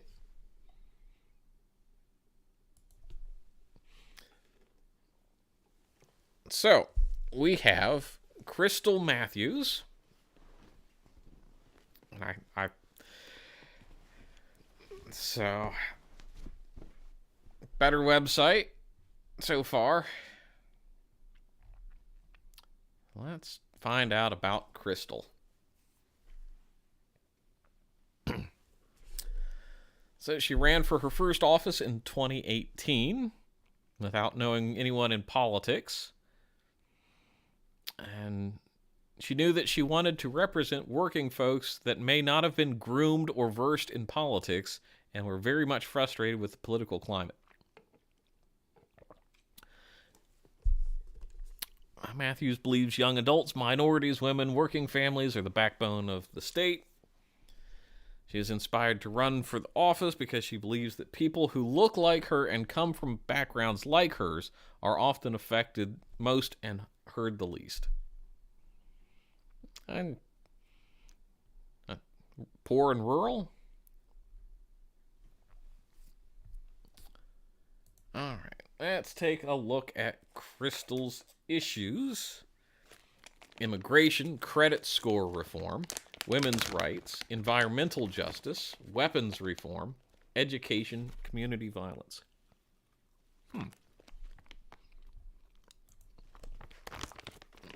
All right, so, because this is one I haven't seen. Reforming credit scores is one of Representative Crystal Matthews' top priorities as she tries to repair the financial wreckage caused by the coronavirus pandemic, which disproportionately harm minorities, women, low-income workers, according to government data. Create a public credit registry, not for profit, opposed to the 3 profit ones currently dominating the market. Prohibiting credit score information for the purposes of unrelated to credit decisions. Okay. Reduce the amount of time negative information stays on your report and limiting reporting of medical debt. Okay. Creating a new calculation formulation not based on non-zero scale. Okay.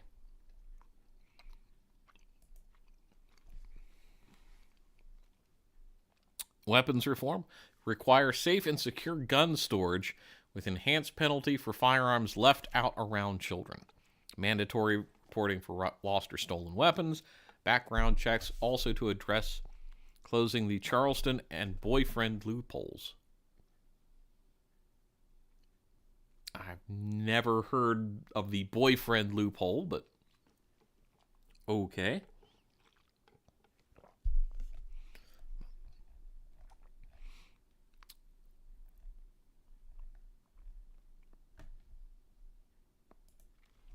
And let's see. Okay.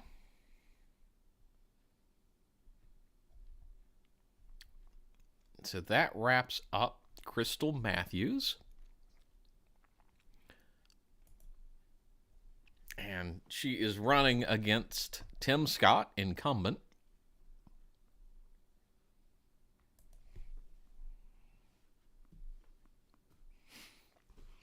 Ah, there you go. You have Professor Bobcat.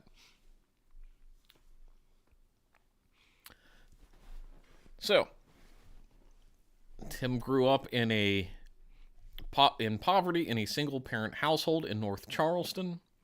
His mother worked constantly. Let's see. Tim met his mentor, a Chick-fil-A operator by John Moynes. Moynes taught Tim biblical principles and conservative values through love, prayer, and strength. Tim graduated from Charleston Southern University with a political science degree. Ran a small business, inspired by his mentor. He was first elected to public office in 1995 at the state and local level, until he entered the House of Representatives in 2010. And let's see, 2013, he joined the U.S. Senate. And that's okay.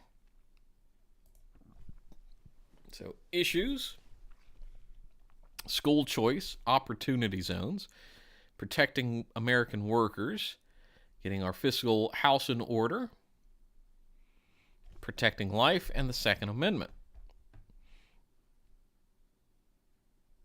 I like that picture for some reason. Everybody else is just standing around posing. It looks like he's like, yeah, I'm going to go shoot this photographer out of the tree over here.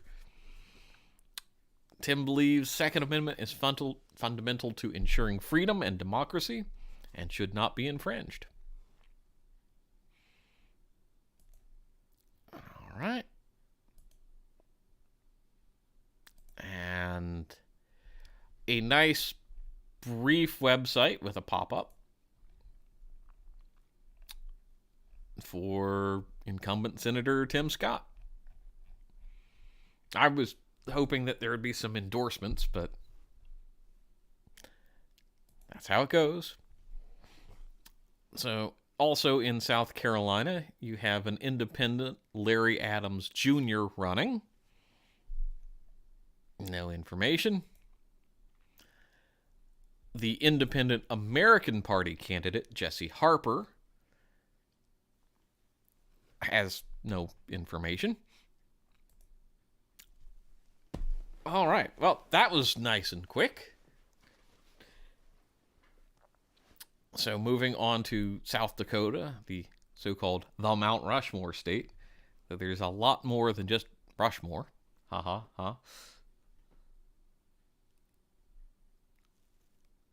All right. So we have Brian Bings for Senate.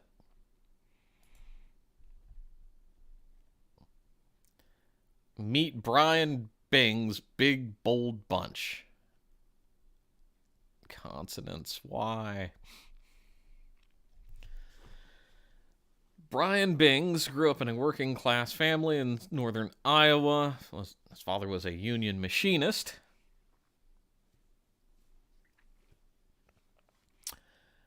Let's see. National Guard until retiring first sergeant, locals unit. Mother was a waitress in the cafe. Brian entered the Navy upon graduation. Upon completion of his military service, he got a bachelor's degree in history at Iowa State University. Met his wife of nearly 27 years. Good on him. He attended University of Iowa Law School. Passing the bar exam, he entered the Air Force JAG Corps, where he spent 19 years all over the United States, Germany, Japan, Kuwait, Qatar.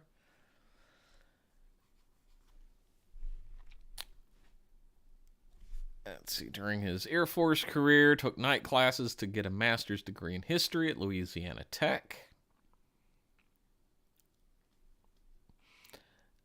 And let's see, went to George Washington Law School for Master of Laws in International Law.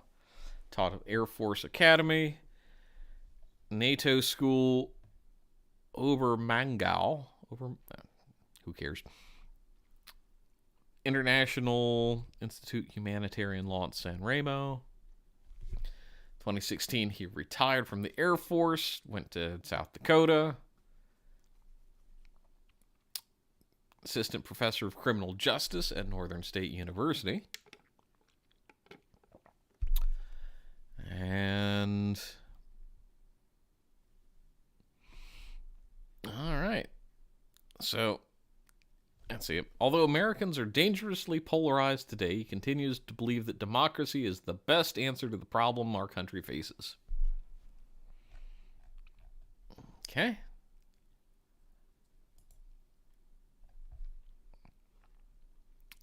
He's got a covenant with South Dakota. Climate policy, 10-point policy priorities, economic policy, healthcare, taxes, Native Americans, national defense, jobs, where he's out working in the snow on an old car because he wanted to pose for it.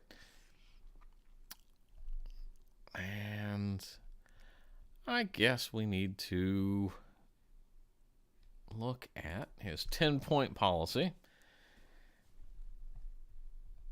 Build upon and strengthen the ACA, make the rich pay their fair share, lower taxes for working class South Dakotans, protect Medicare and Social Security, clean up our government, take on big agriculture, reduce our national defense spending, improve both our state and nation's infrastructure, getting rid of the filibuster. Here it is again. The reason why South Dakotans don't trust their government is they see nothing getting done on issues that benefit their lives. This is the case where politicians are abusing the filibuster to block health care aid, child care, yada, yada, yada. Getting rid of the filibuster would help increase transparency in our government and allow debate on bills' merit. Additionally, this would preclude the need for complex pieces of legislation were thousands of pages long. Take on climate change. South Dakota is most at risk for extreme heat, drought, and flooding.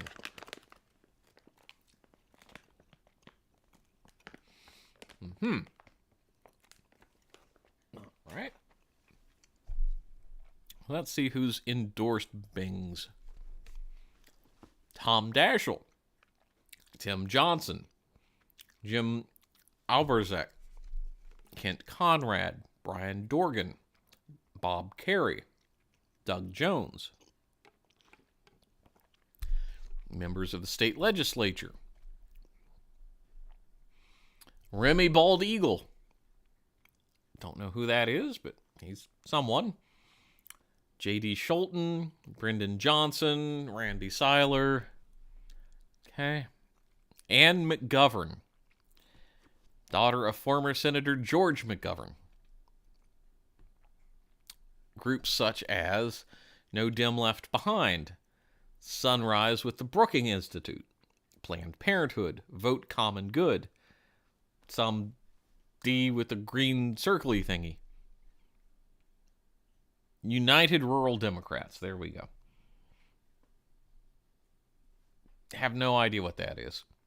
Equality South Dakota, your guess is as good as mine. Teamsters, UFCW, Oseti Saquanya, Caucus of South Dakota, National Organization of Women, Sisters United, Take It Back, Young Democrats South Dakota, Common Defense, right, so that is Brian Bings. I don't what a useless. All right, so this is incumbent Senator John Thune.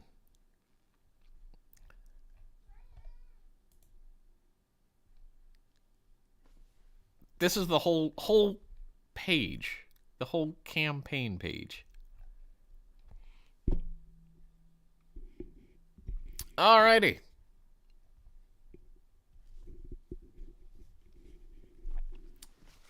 So apparently Sisters United is using a Wiccan symbol. Good to know.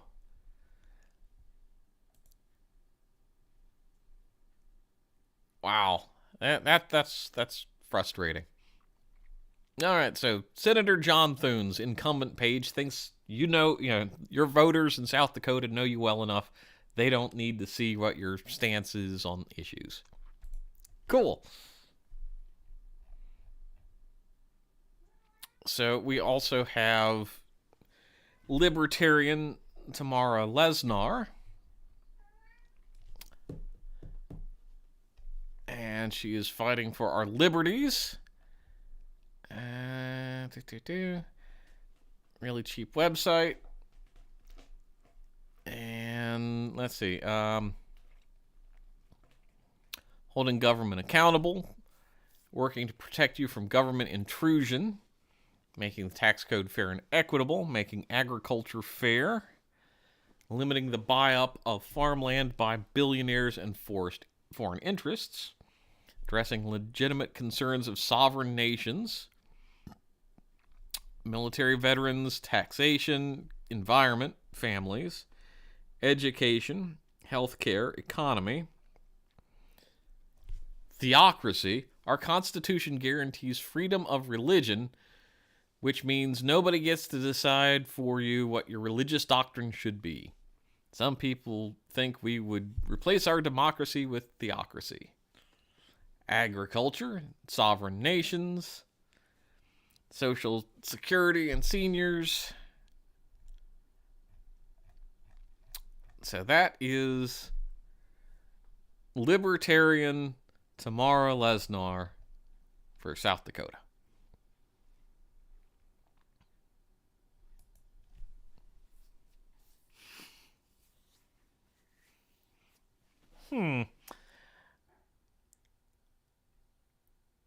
Well, I mean, you're just being redundant there, AP, and it's all the same thing. So, Utah. This is a fairly short one, if I remember correctly.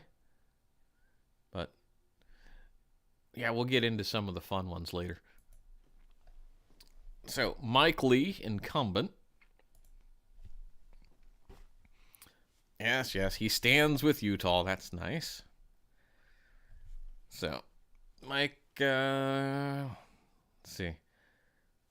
Mike's father, Rex Lee, served as Solicitor General under Ronald Reagan. Later president of Brigham and Young University. Let's see. Yada, yada, yada. After graduating law school in 1997, served clerk of law for Judge D. Benson on U.S. Circuit District Court of Utah. Then he clerked for Judge Samuel Alito, who was at the time serving as a Court of Appeals judge on the Third Circuit in Newark, New Jersey. Then he was a clerk in D.C. for the office of Sidley and Austin. Let's see, assistant attorney in Salt Lake City. U.S. Court of Appeals, 10th Circuit, where he argued, served as Government Huntsman's General Counsel, and then joined Salt Lake office of the D.C.-based law firm Howery LLP. So, definitely lawyer through and through. All right, so results rather than issues. USA Freedom Act, child tax credit, regulatory reform, criminal justice reform, regulatory reform.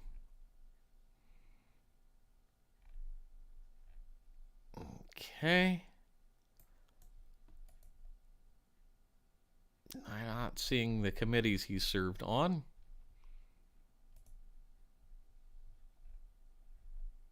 Mike Lee cares. Utahns trust Mike Lee. Okay, typical campaign ads. Well, that was surprisingly short. Again, just like Thune.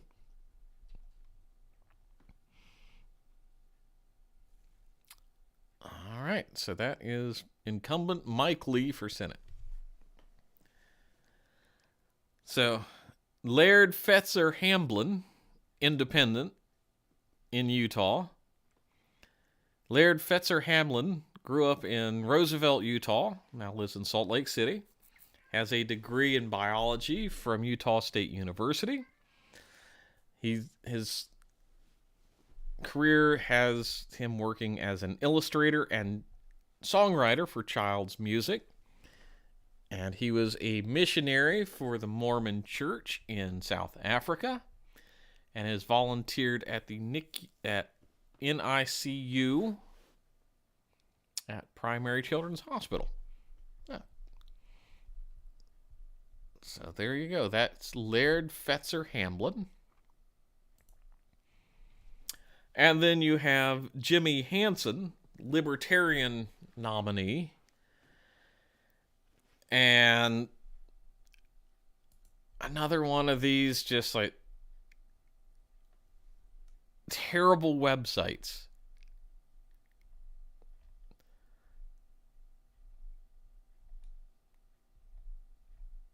I mean, you can't even see his face.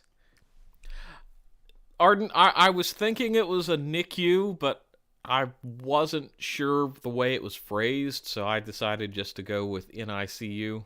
Because sometimes you get redundancies.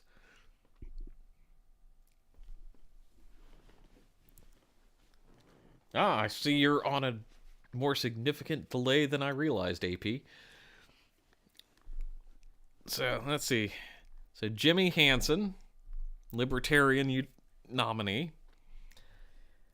Born and raised in Southwest Missouri, earning a degree in physics and Mandarin Chinese from Missouri State University. He moved his family to pursue a PhD in physics at University of Utah. Jimmy became interested in education, postponed his graduate studies, began a teaching career. Loved teaching, coaching, San Juan, Wasatch County, yada, yada, yada.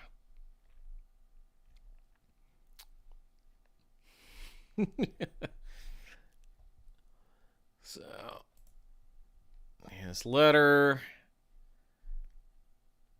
if you want to read it, it's jimmyforutah.com.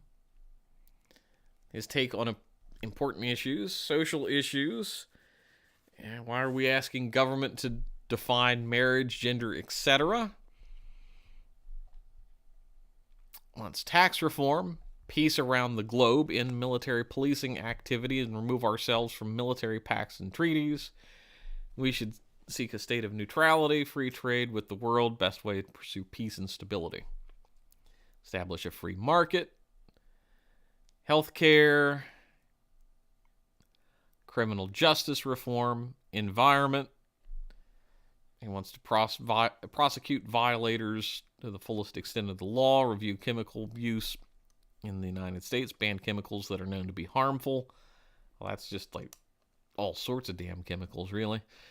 We must, with nearly 8 billion humans and counting, we must address the effect of our species on the planet and the rising extinction rates of plants and animals. We must seek less wasteful and more natural lifestyles to make recycling a competitive option. I would support taxes on virgin materials such as plastic and metals. I would justify this use of government power to protect individuals' right to clean air, water, and soil. I support removing all federal subsidies for all energy industries and let the free market decide where the individual obtains energy. Immigration should be a human right to freely move around the globe. Immigration is a boon to the free market, creates competition, reduces labor shortages, sparks innovation change. I support to seek and build consensus for legislation that simplifies and allows immigration. End foreign aid.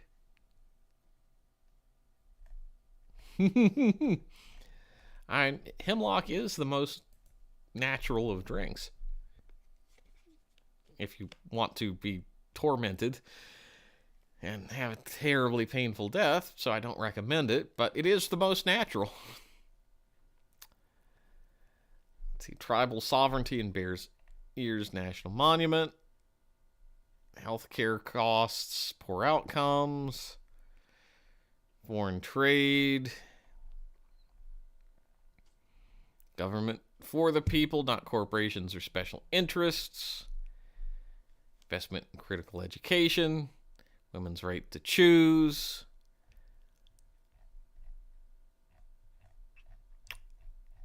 so that is Jimmy Hansen for Senate. And then we have Evan McMullin, one-time presidential hopeful back in, I want to say 2016.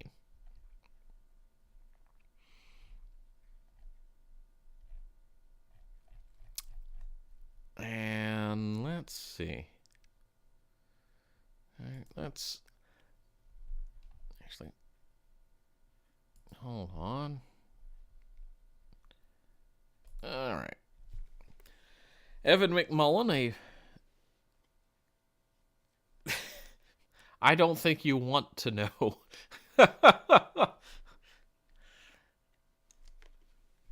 Yeah, you see why I beat a 1. I don't think you want the answer to that. So, Evan McMullin is a proud Utahn, former undercover CIA officer and chief policy director in Congress. Ran for president in 2016 as independent. Grew up, like many in America, and struggled to put food on the table and heat home in the winter. Inspired by books and movies at age 15, Evan contacted the CIA and asked to join. He was told to call back later. Went on to two-year mission with the Mormons to Brazil. The agency recruited Evan into its student trainee program when he was at Brigham Young University, alternating semesters between the CIA headquarters in Langley and school. Spent time in Israel and Jordan studying Arabic. Learned of similar histories of his own family. Had a Polish grandfather. Went to America. After his time in the CIA, he went to got an MBA at Wharton College, the Wharton College of Business. Let's see. Called back to service, advising Republicans and Democrats in Congress about national security issues between 2013 and 2016. Founded Stand Up Republic, nonprofit organization, to unite Republicans and Democrats against extremist movements and politicians in defense of American democracy. So, yes, that is Evan McMullin's bio. Strengthen our democracy and stand up to extremists, ensure voting rights for all of the eligible Americans, ending partisan gerrymandering, other electoral corruption, transparency and ethics laws, reducing inflation, uniting Americans on common ground, Let's see. During my time in the CIA service abroad, I saw countries succumb to extremist movements that robbed people of their basic freedoms and placed power in the hands of authoritarian regimes. Lower healthcare costs, reduce reckless government spending and inflation, protect our air and water, improving Western forest management, developing water conservation practices and infrastructure, investing in innovations to reduce harmful emissions, encouraging job-friendly conservation industry, strengthening diversified economic and developing rural areas. Keep America safe. All right. Website's all over the place.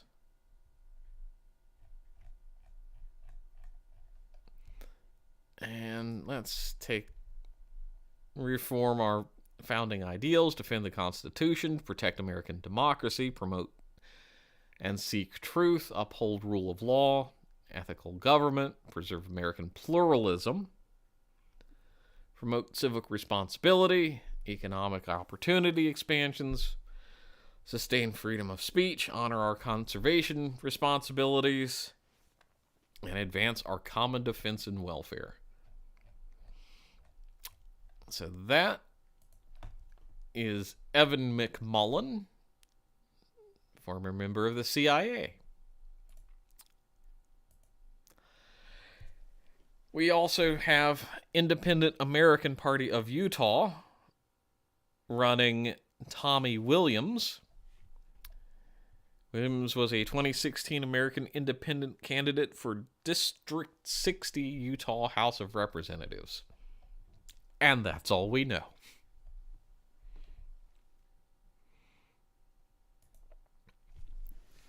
All right. Now we're getting to Vermont. Most of the way towards the end, too. So, thanks for sticking in there as long as you have, even if you're just skulking in the background. It's always appreciated.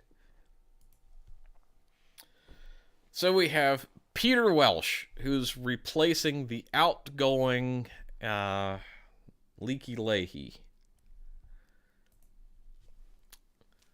So, Peter has represented Vermonters in Congress since 2007 in an era of partisanship and division. He's recognized as a progressive leader and skillful legislator who's choosing governing over gridlock. AP, would you like me at some point to put together a flag review for the 50 states and territories? Because we've got some plug ugly ones. Peter Welsh was born in Springfield, Massachusetts. Went to College of the Holy Cross. Member of the first class of Robert F. Kennedy Fellows.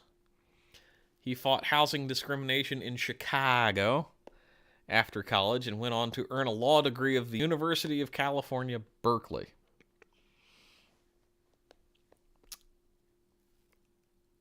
After law school, he went to Vermont's Upper Valley, where he worked as a public defender and founded a small law practice. He was elected to the Vermont Senate in 1980 and was selected to lead the chamber, the first Democrat in Vermont's history to hold the position of Senate Pro Tem.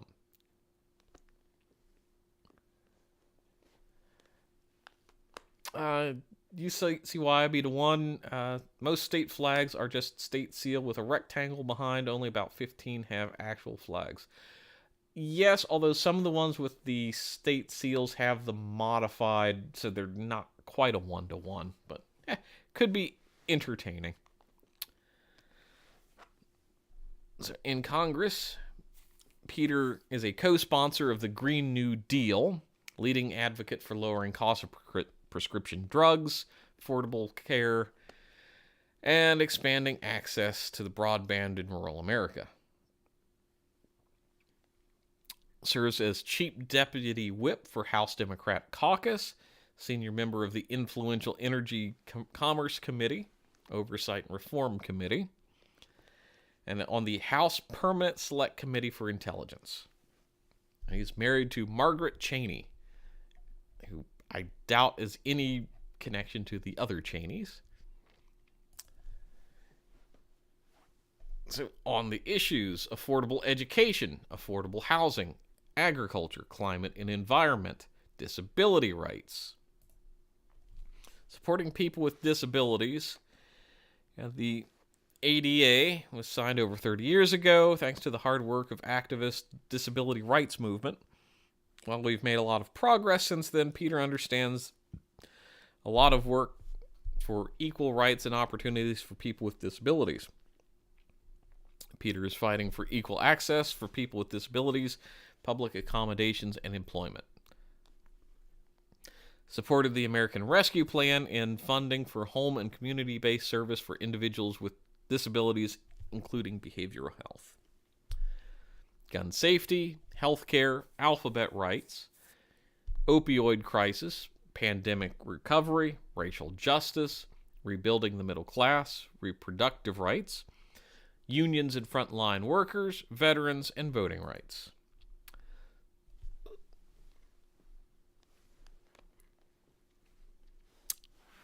So, strengthening unions, building better workplaces for our frontline workers.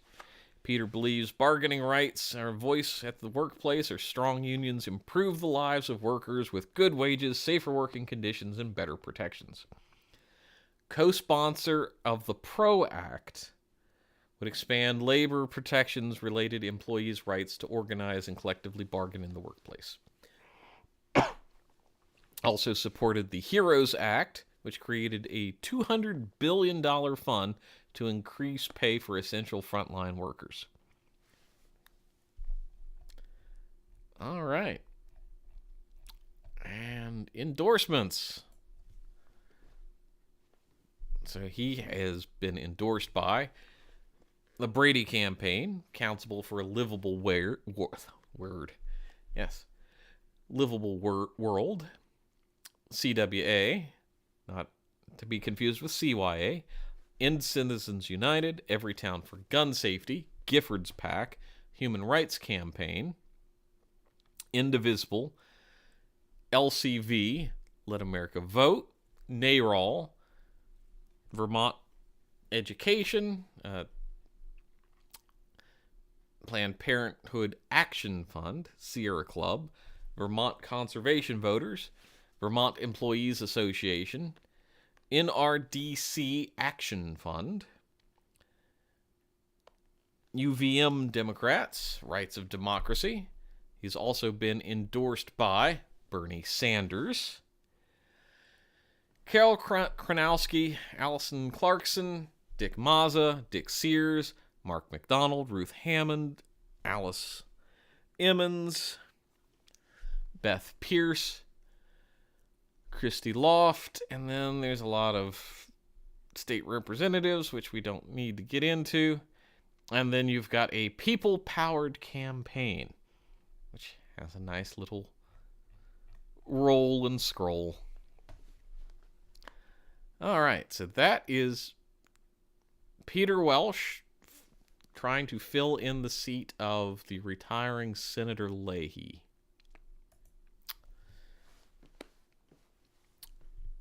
So this is Deploy Malloy. Oh my.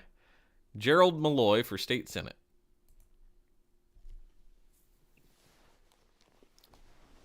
Born in Boston. He wanted to become an Army officer. Army hockey coat. Sorry. I read Keep Me Posted pop-up at the bottom and messed me up. Went to West. He's a West Pointer.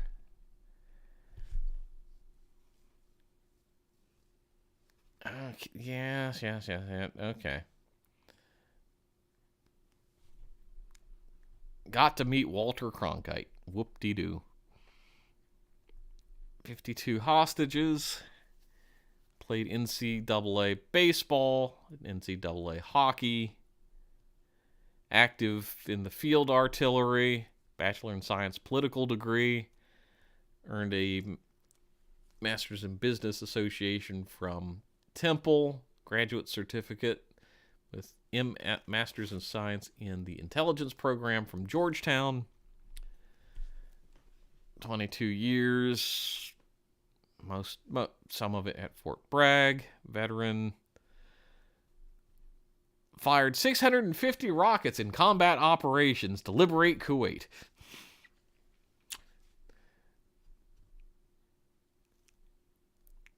Let's see. Brigade ROTC operations. Bronze Star, Meritorious Service Medals. Active duty in 2006 is when he retired as a major. And supporting New England emergency management.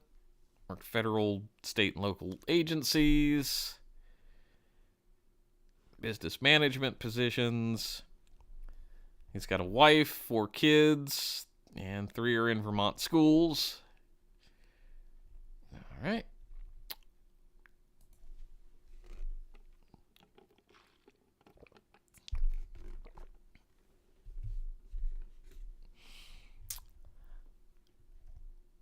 So he is...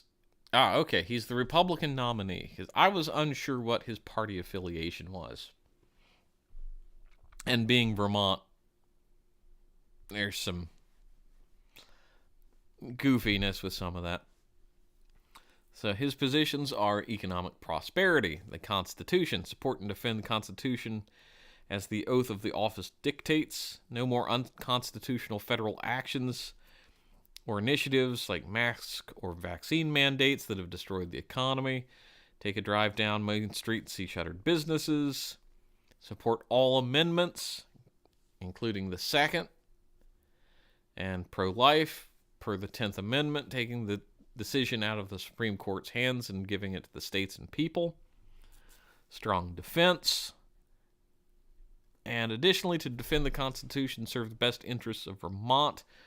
I want to thank Senator Leahy for his 48 years of service as the only Democrat senator from Vermont.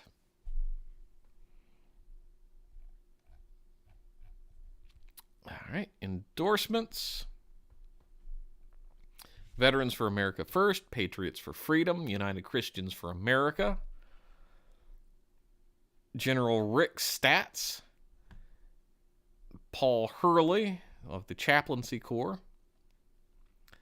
NRA, Huckabee PAC, Vermont Gun Owners, Health Choice Vermont.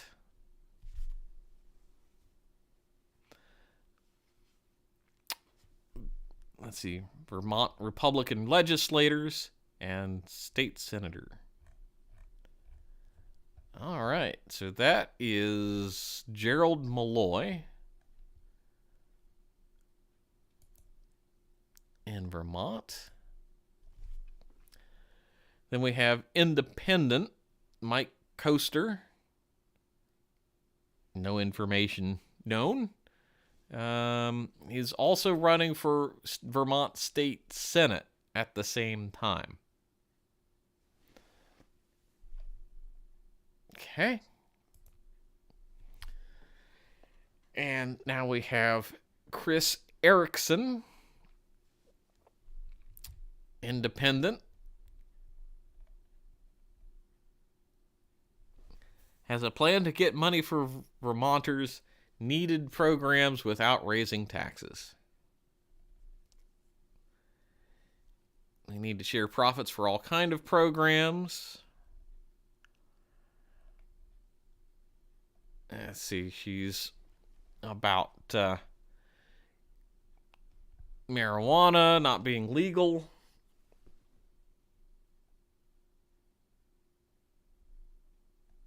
Yeah, Vermonters are at risk of expensive fines as they grow more than a few plants. Gun safety surveillance. Every school, shopping center, government should have live cameras connected to YouTube so parents can check their family and friends and child anytime. Live cameras would be installed in classrooms Wow. Holy hell, that's scary. Fuel prices. Cattle and food producers in the Southwest will continue to raise food prices. Vermonters used to have 25,000 farms in the 1960s.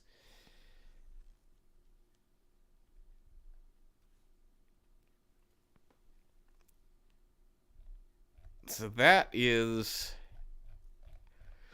Chris Erickson, independent candidate for Vermont. And then we have Carrie Rahib.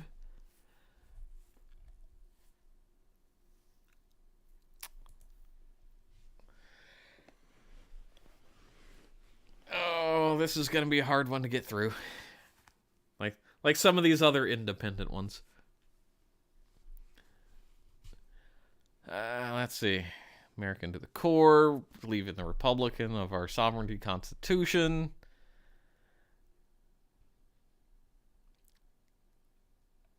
Okay. Support the Constitution, depend voting rights, yada, yada, yada. Child care is too expensive. It doesn't really have a solution for that. Makes America energy independent. Restart pipelines.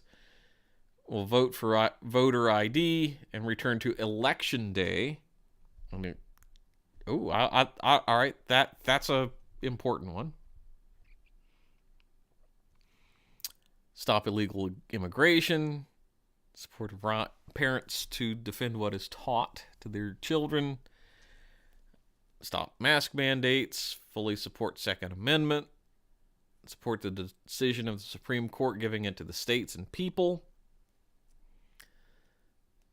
More law enforcement funding. Debt.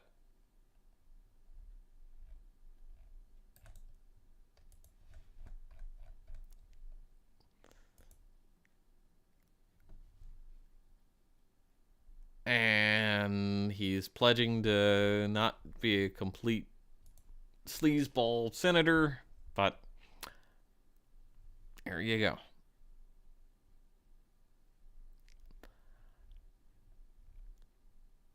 So that is Carrie Rahib.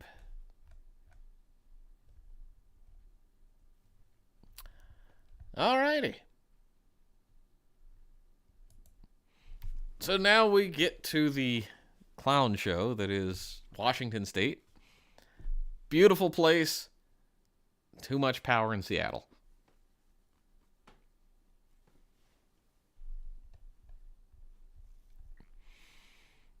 All right. So we have Patty Murray, Democrat for Senate.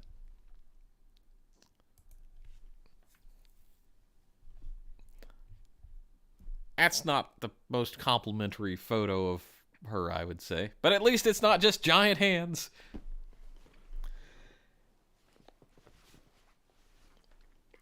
So, Patty first got involved in politics to fight back against politicians who were trying to cut preschool programs that her kids counted on.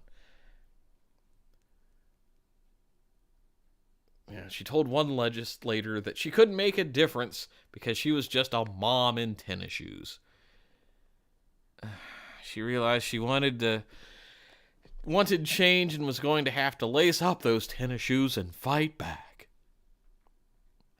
Ran for school board. Let's see. Senior senator of the Washington State was the first positive case of COVID-19 in the United States was identified. She raised the alarm and pushed the Orange Man administration in Congress to take the pandemic seriously. She fought daily for relief. Okay. Throughout the Trump administration, Patty was on the front lines in the resistance to his anti-worker, anti-woman, anti-immigrant, anti-middle class, anti-Lee, anti-democratic administration. She led the fight for the against Betsy DeVos and her anti-public education. And it's like, might as well just put Antifa in there. She led the successful resistance against Trump Care each time Republicans tried to pass it. Okay, so Orange Man Bad is basically her policy. Yeah.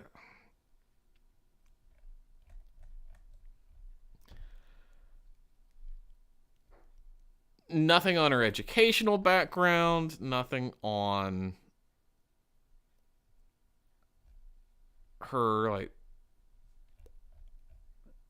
stances, nothing on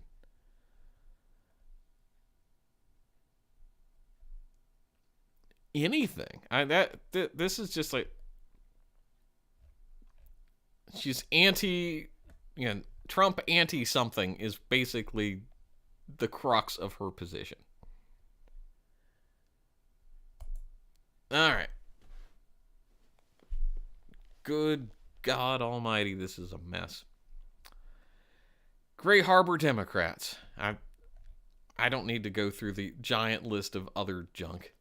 Aerospace Machinists Unions, Alliance for Gun Responsibility, Flight Attendants, Blue-Green Alliance, Council for a Livable World, Emily's List, In Citizens United, Every gun for town safety.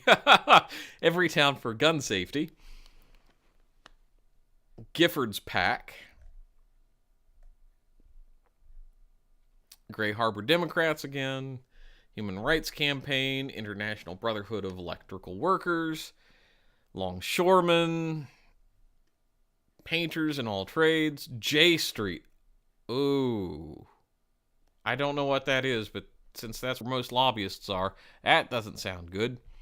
Jewish Democratic Council of America, Joint Council of Teamsters, Democrat Women of Kitsap, League of Conservation Voters, LIUNA, NARAL, NRDC, Action Fund, National Association of Social Workers, National Education Association in Washington, National Women's Caucus, Okanagan County Democrats, because I like saying Okanagan, One America Votes, Pacific County, Planned Parenthood, Progressive Turnout Project, SEIU, Sierra Club, Tacoma Indivisible, UAW, UFCW, more Democrats, Washington Federation of State Employees, and Women's Political Committee, Young Democrats, University of Washington.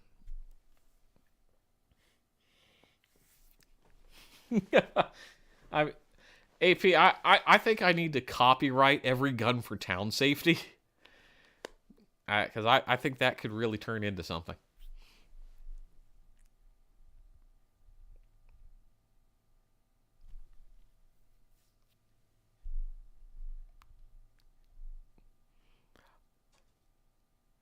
I think they changed the pronunciation just enough to differentiate between regions, but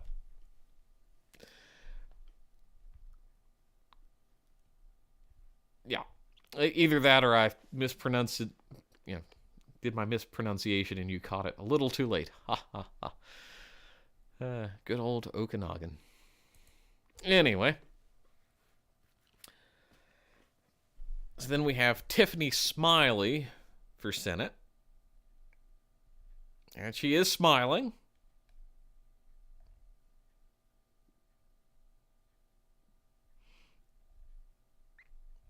She's smiling more than the rest of her family, who are all sitting there like, we had to pose for this.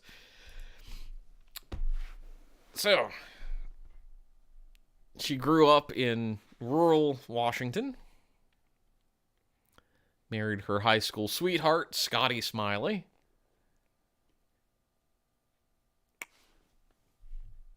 Let's see.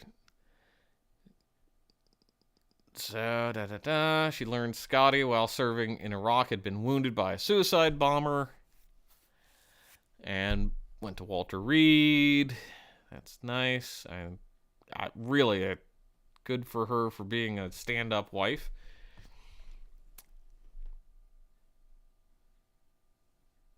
And fighting for her family.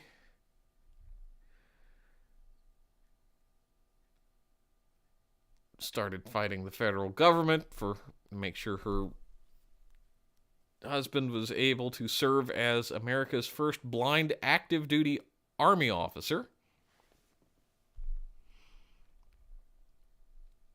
And okay. Proud parents of 3 kids. Good for her. Not much on her education or background.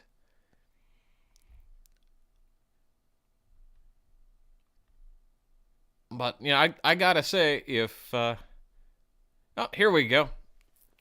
And I had to go hunting for that a little bit.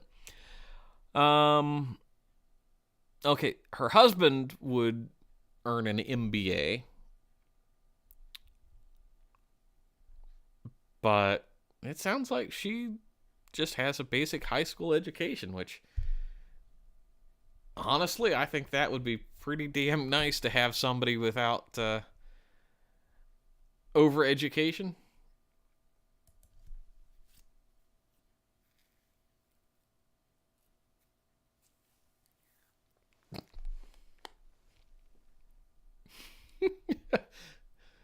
Franz Ferdinand was deleted by an anarcho-commie, therefore hentai exists. One hell of a non sequitur, but I like it.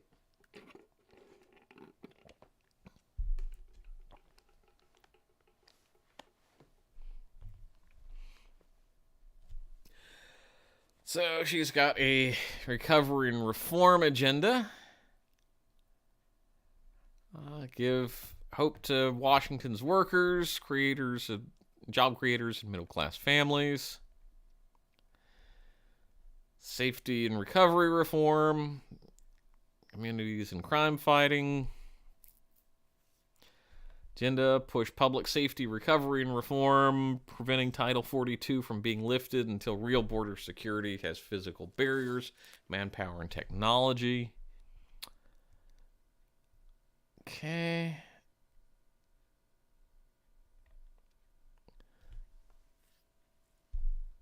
So, education, recovery, and reform.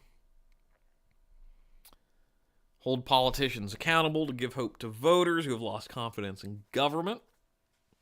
Enacting term limits for members of Congress because if a politician was elected before someone was born, they should not be on the ballot when that voter reaches age.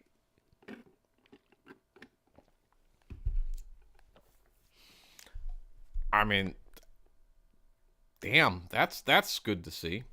Revoking the annual salary for members of Congress if they cannot pass a budget for that year. Because if every family at the kitchen table has to live within their means, so should the government.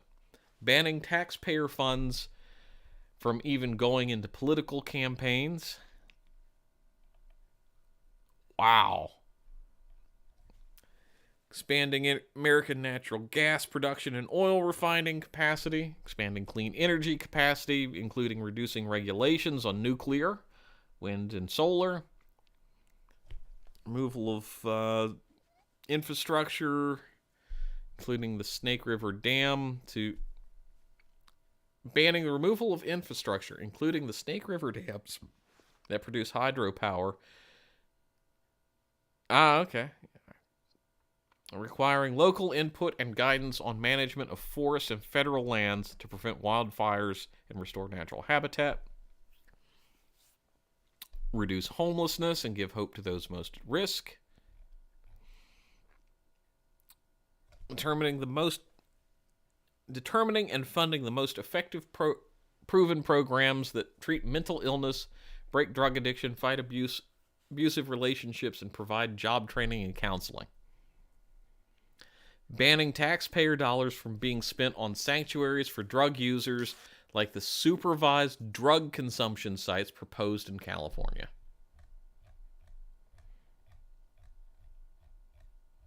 So that's Tiffany Smiley. I'm going to see if... No, news events and... No. Yes, that's Tiffany Smiley for Washington Senate. And there we go. Interesting lady. And so Tiffany Smiley is the only opposition in Washington State. So now we're moving on to Wisconsin, which I gotta say, that's one interesting flag. So I closed this like 20 times. All right. Ron Johnson. So let's meet Ron. Ron Johnson is an Oshkosh manufacturer who spent more than 30 years creating jobs and solving problems in the private sector. He's bringing an outsider's approach to the Wisconsinites, keep more of their paycheck and protect our local communities from threats to our national security. He mowed lawns, shoveled snow. They don't have snow in Wisconsin. After graduating with a BSB accounting degree, married his wife Jane and started as an accountant. Got his MBA at a night program. Don't know where he went, but they moved to Oshkosh to start a company, PACUR. Did everything from operating equipment to keeping the company books. In 2010, Ron ran for Senate, defeating 34-year career politician Russ Feingold in his first race for political office. And now chairman of the Senate Committee for Homeland Security and Governmental Affairs, Ron is focused on finding areas of agreement to take Washington dysfunction and get results. I believe Wisconsinites deserve more than money in their paychecks than to send it to Washington bureaucrats. Fair point. Let's see. Pro-growth tax reform, reducing burdensome regulations. Standing with Wisconsin farmers, manufacturers, and families against EPA's water rule to regulate small pond, ditches, and creeks on private property, affecting 92% of the land in Wisconsin. Let's see. Keep terrorists out by reforming the visa and waiver program. So, yeah.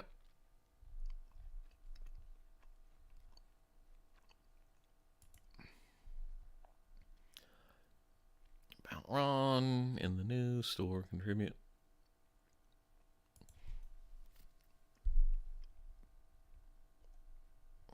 Okay.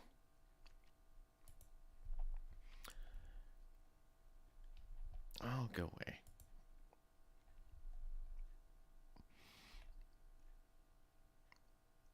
So we don't really have anything about endorsements or his stand on issues.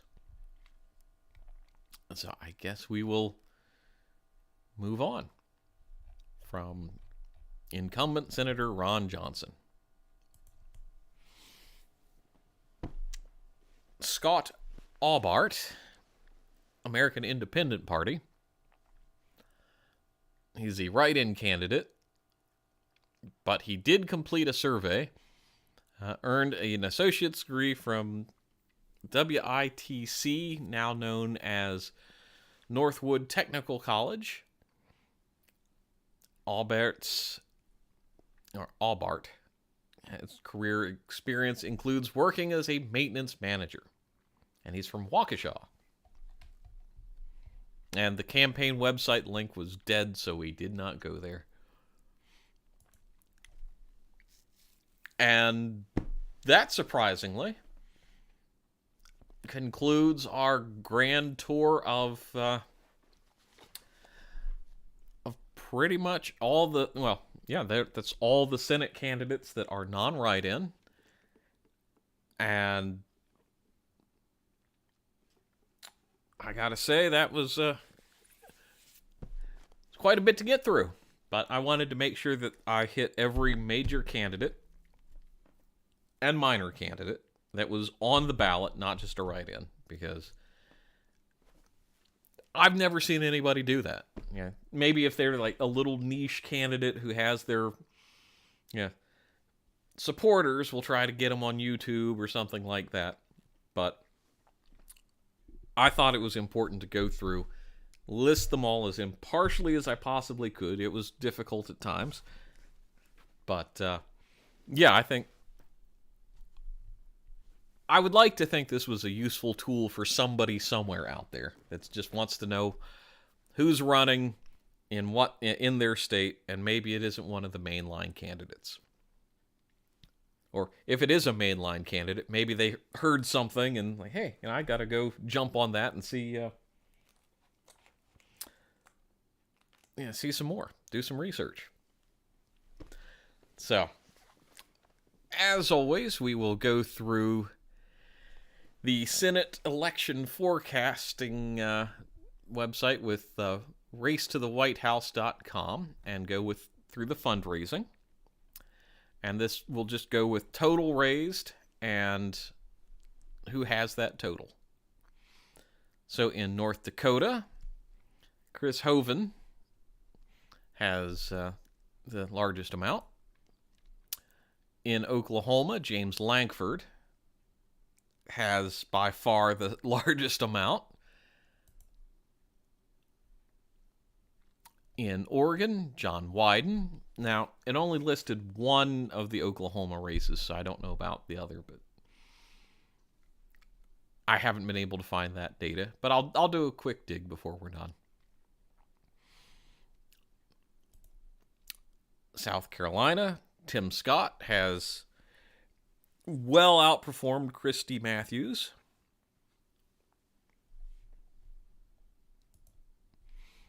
South Dakota, John Thune, despite his website not being the best, has outperformed. And Mike Lee has dominated in Utah. Interesting that Evan McMullen has raised the second highest amount. And Vermont, Peter Welch. And that seems like old data, because we didn't find a Christina Noland, but her website might not exist. Washington, Patty Murray has outstripped Tiffany Smiley.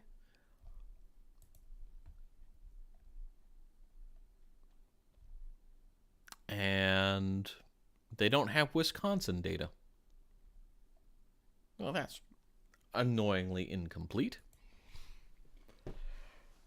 Well then, I'm going to pause for a short bit, because I'll edit this off afterwards.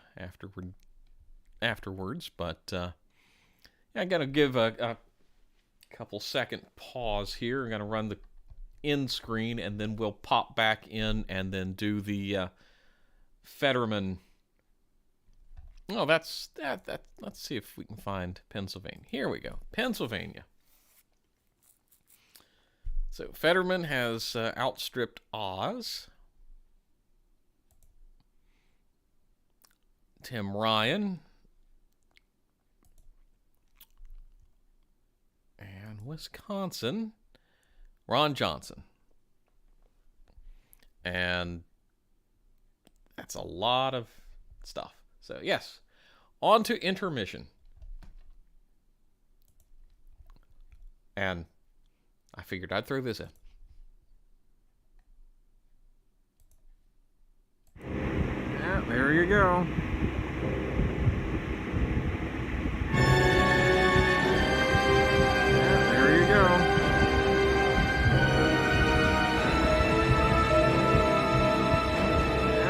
you go.